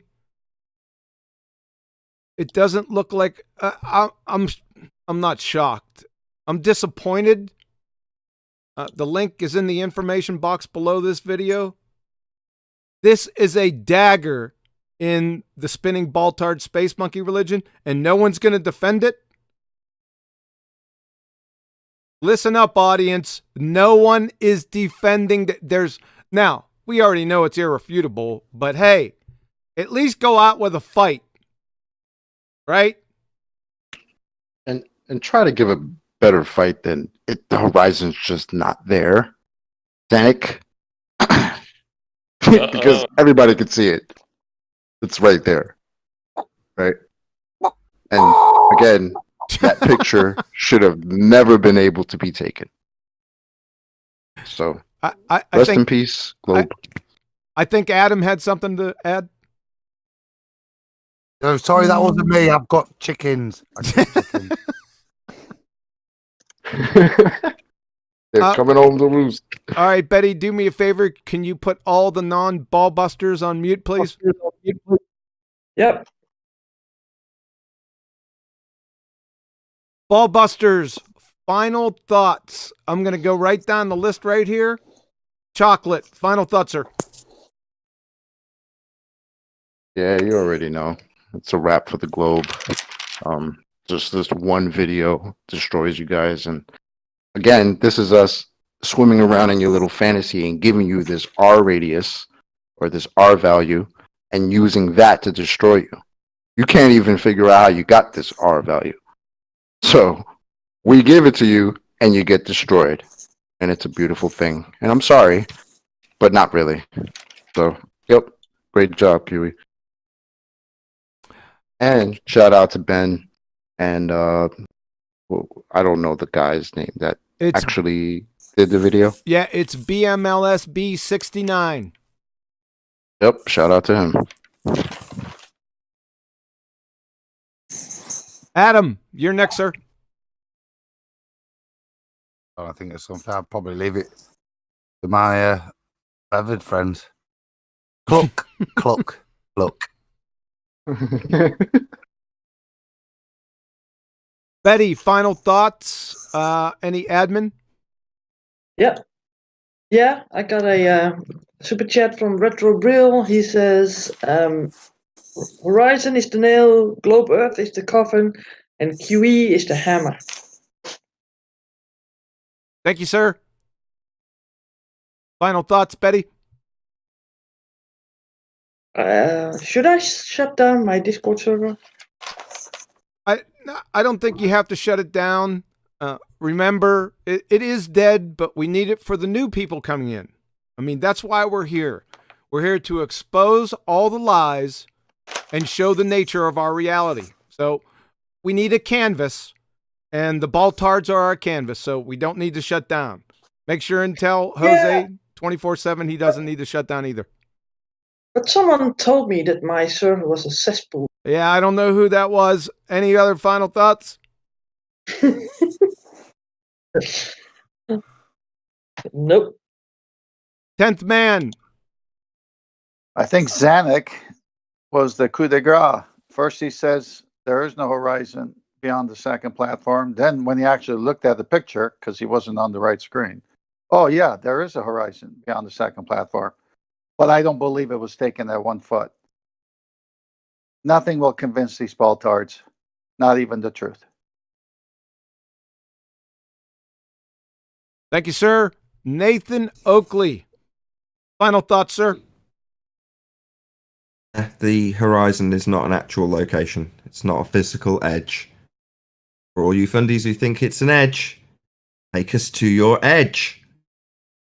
It's an arbitrary position where the sky appears to meet the ground and not your geometric, reified edge of a sphere. Also, be here or be sphere for Flat Earth debate starting now, pretty much, on Nathan Oakley channel, 10 p.m. UK time. Be here or be sphere, Nathan Oakley channel, Flat Earth debate, uncut and after show. Thank you very much for having me. You're very welcome, sir. To the panel and to you, the audience members, thank you very much. The spinning ball-tard space monkey religion is DOA. Dead. Can't say it any other way. Thanks for coming, and I'll be back.